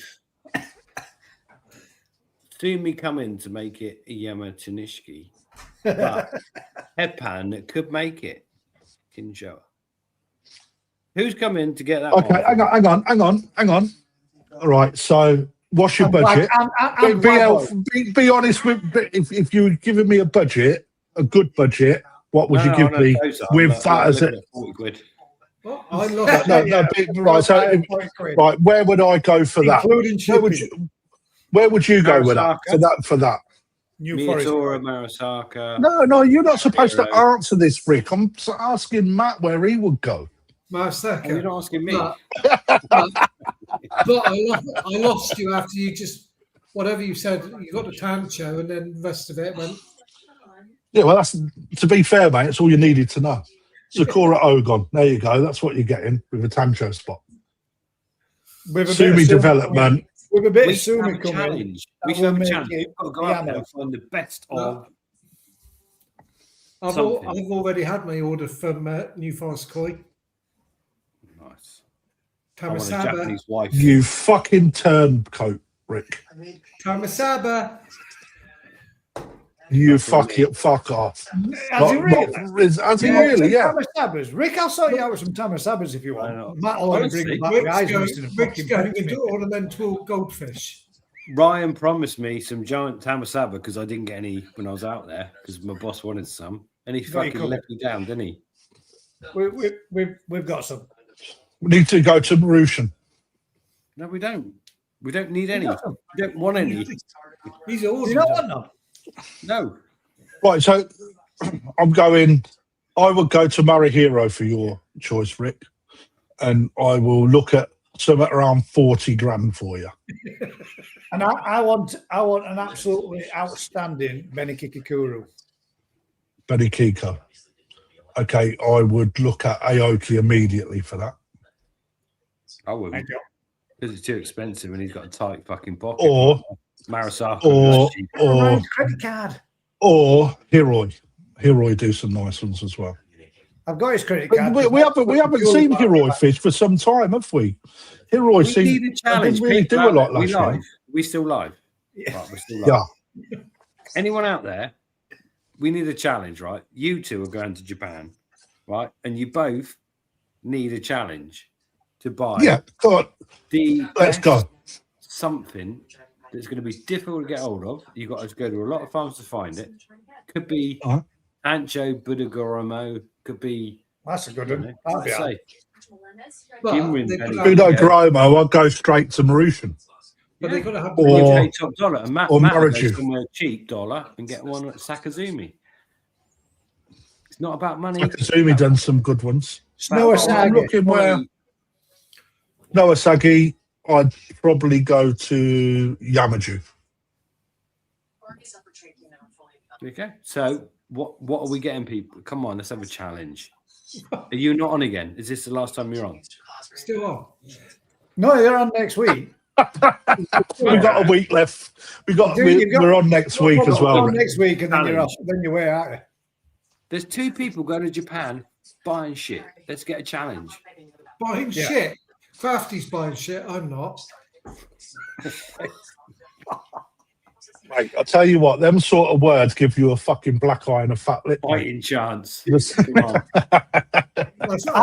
How about? I tell you what, this is a challenge. Find me one of these. I've got Yeah, but it. it's got to be money. It's got to be quality and money. It's got to be a way Yeah, out. exactly. What have I done? It is quality. You're both going to go and see thousands of fish, tens of thousands of fish. One of you could get a decent one. You cheeky cunt. Sorry, I used the C-bomb. Sorry, Rick. But I forgot we was live. Find me one of these. This is a challenge for you. I can't see, mate. My monitor's just gone into fucking Ooh, dirty clean. banana.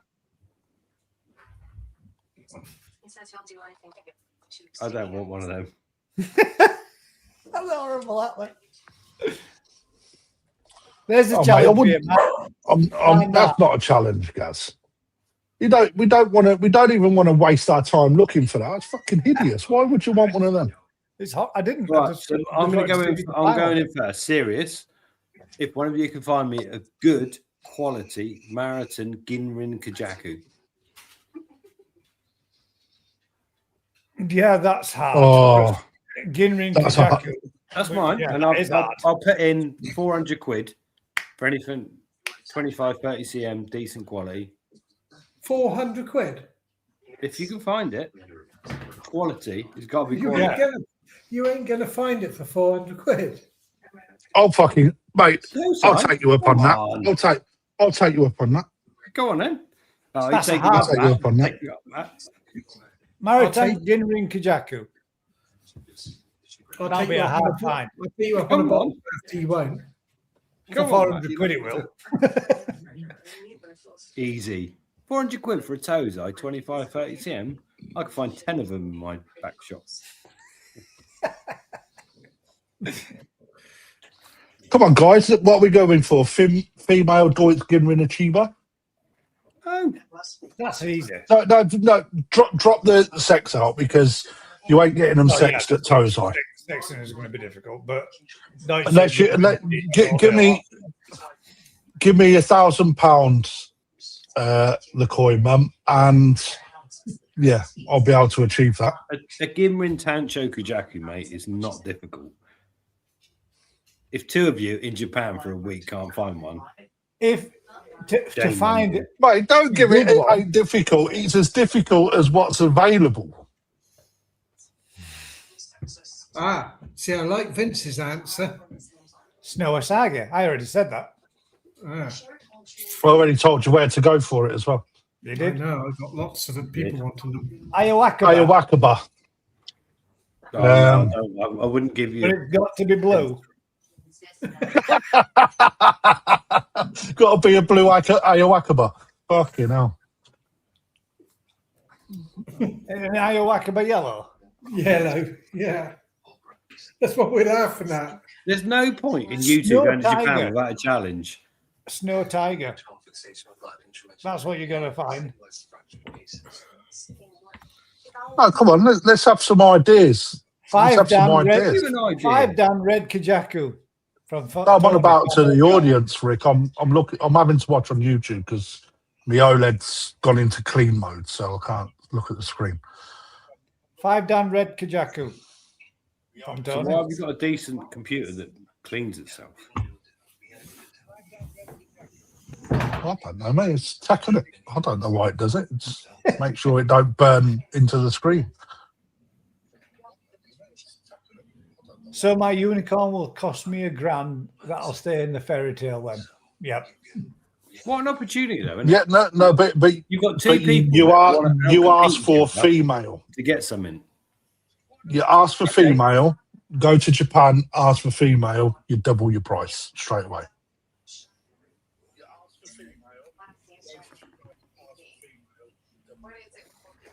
How about Ginrin Deutsch Arago Kishoa?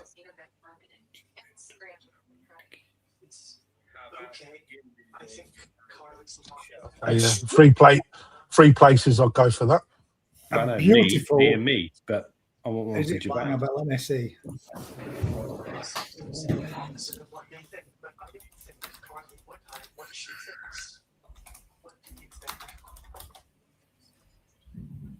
I can't believe there's not more people going for this. We Super, could even put a little gamble super into mango. What's a Bigfoot Asagi? a super mango. Yeah. Oh shit! Well, we're not.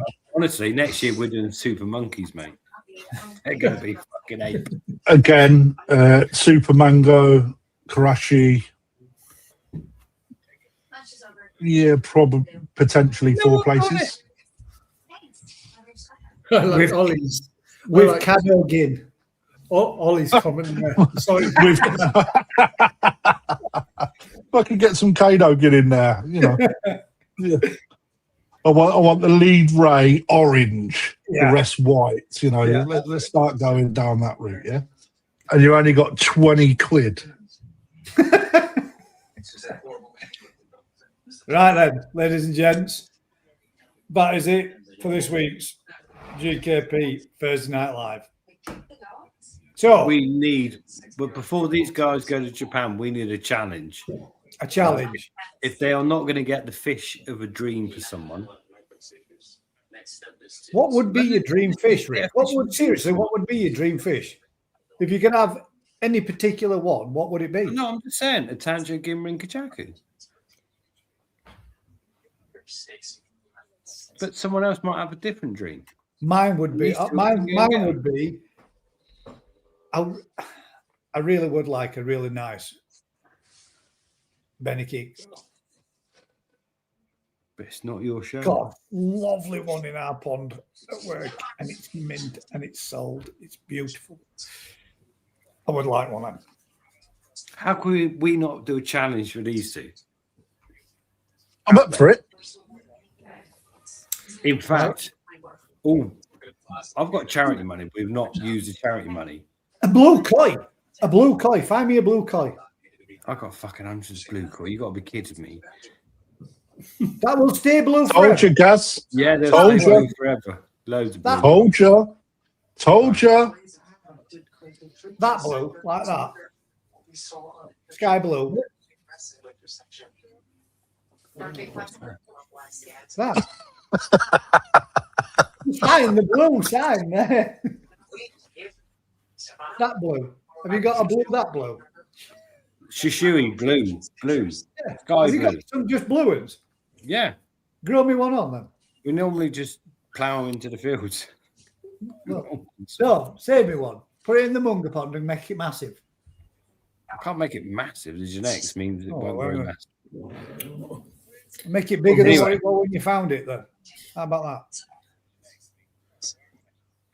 We need a challenge. Two guys that want to compete against each other go into Japan to buy fish from thousands of fish. Gaz does like blue. Blue's my favourite. Oh, I'll tell you what, Mike's come out with a nice idea. Blue. Blue. Blue. I got it. That'd be an hard one. That'd be an hard one to source, Mike, because Achiba are hard anyway. Tancho We want Dots Achiever. to go to Japan. Give the us a ring. birthplace of all Michael. coins. I've Just got say- 3 of them. Yeah, I've got one as well. In fact, I've Well, probably got a about 4 or Tancho 5. Deutz. Yeah. Yeah, Tancho Dots Achiever got about 4 of them. Matt, shouldn't have said that. That was a secret weapon. They've got them. They've got them all day long. Matt got a challenge putting up with me. I've got it. I've got it. Right. You've both got to pick a fish for under 100 quid. Secret squirrel. We'll raffle it for charity. I've got the money. It doesn't work because I'm paying for it. It doesn't work, does it? No. Okay. Yeah. All right. Let's. Right. I'm So on the right lines. I'm on the right line. So you get a fish each. Secret. Best fish you can get for under 100 quid. We can do a raffle. I can't pay for it because that doesn't work, does it? So someone else pays for it. Goes for charity. The winner. Pete gets pays for it, and Matt. One of them gets that, and one of them gets. Mrs. Howie Coy and Pete, the boss of Perfect Aquatics. You can't spend more than £100 on the fish. Oh, that's just blown the fucking budget. I'll do it. Super Mango would be really cool with Caddo Game Thanks. That'd be nice. No, I've done that. Gaz, I've done it. I've got super monkeys coming, mate. I've done them. You've done them. Yeah. Tancho with God, a you're blue so behind the curve. You're like last Wednesday. You're like 6'7" last millennium. Oh my God, fucking you just didn't 6'7" on here. Oh my God. 6'7". There's nothing wrong with 6'7", mate. 6'9's better. Apparently, the meme was last millennium. Yeah. Right then. This time. You both got that challenge accepted. I'll accept any challenge, Under mate. 100 quid. Who raises the most money for charity on the auction?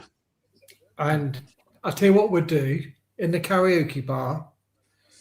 We'll both do a song. The loser we'll put on here. Yes. I mean, yeah. How are we picking a winner? No, you both go on in. And we'll pick. You're winners and not. losers. You're not picking the winner. The public will. That's what I'm saying. How we pick what? So both videos get played on here. Yeah. Yeah. The public will decide who the winner is, and whoever it is has to sing their favourite ABBA song in full with the best attempt at it, trying your damned hardest. Yeah. Not a song that you're familiar with. I'm up for this because I am. See, Rick You would be are. because he loves a bit of ABBA. You're copping out. You're fucking sat at home. I'm not traveling to the other side of the world to take part in mine. But you could have done. Me and Rick are going next year. You two are staying at home. Yeah. If you can blaze the trail with buying a fish for 100 quid, auction it, do an ABBA song. Pink Pony Club would be even better. How about that one? You do Pink Pony Club. With I'll do a song without the words. one that you know off Anyway. by heart, obviously. So we've Anyway. now you've both got to buy fish for auction under 100 quid. Supreme fish. And I'll do a bonus giveaway as well. Fucking Ollie, hell. who's coming with me, he can do a karaoke as well. What are you saying? You're going to do a? A duet. Yeah, but Sean's not going to do it, is he? No. Yeah. Are we I'll still do it live. If you can phone me up when you're doing it live, I'll do it live with you. 10 in the morning here.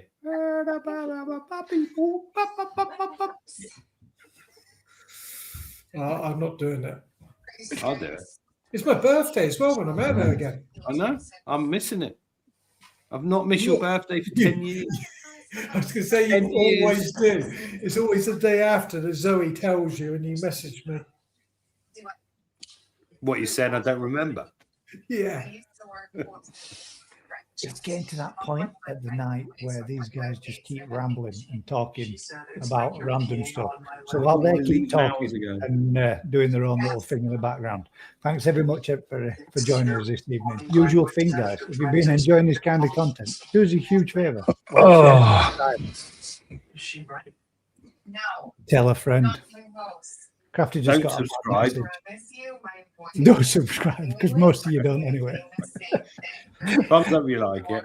Thumbs up if you like it. Thumbs down if you don't. Smack the hype button on your way out. Good night, ladies and gents. Keep Cheers, smiling. guys. Snores really loud. Cheers. And we'll catch you. We'll catch you. I have to go. Cricket bats. Cricket bats. Good night, all. Hey, if you've been enjoying yourselves, tell a friend. If you aren't, keep your bloody mouth shut.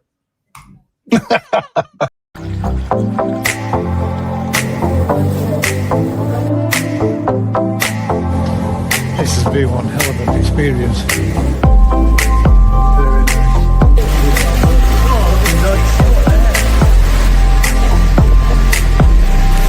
Have a look at that.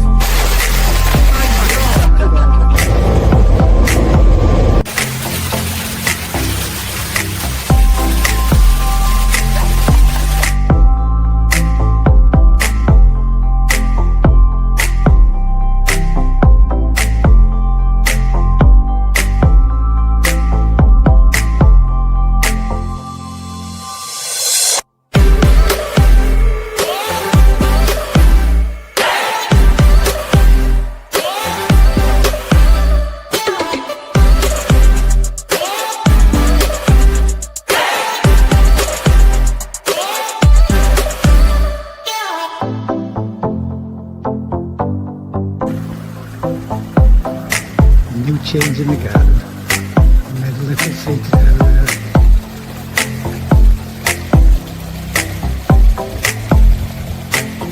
Into the little bush. So you can sit inside. And view the pond.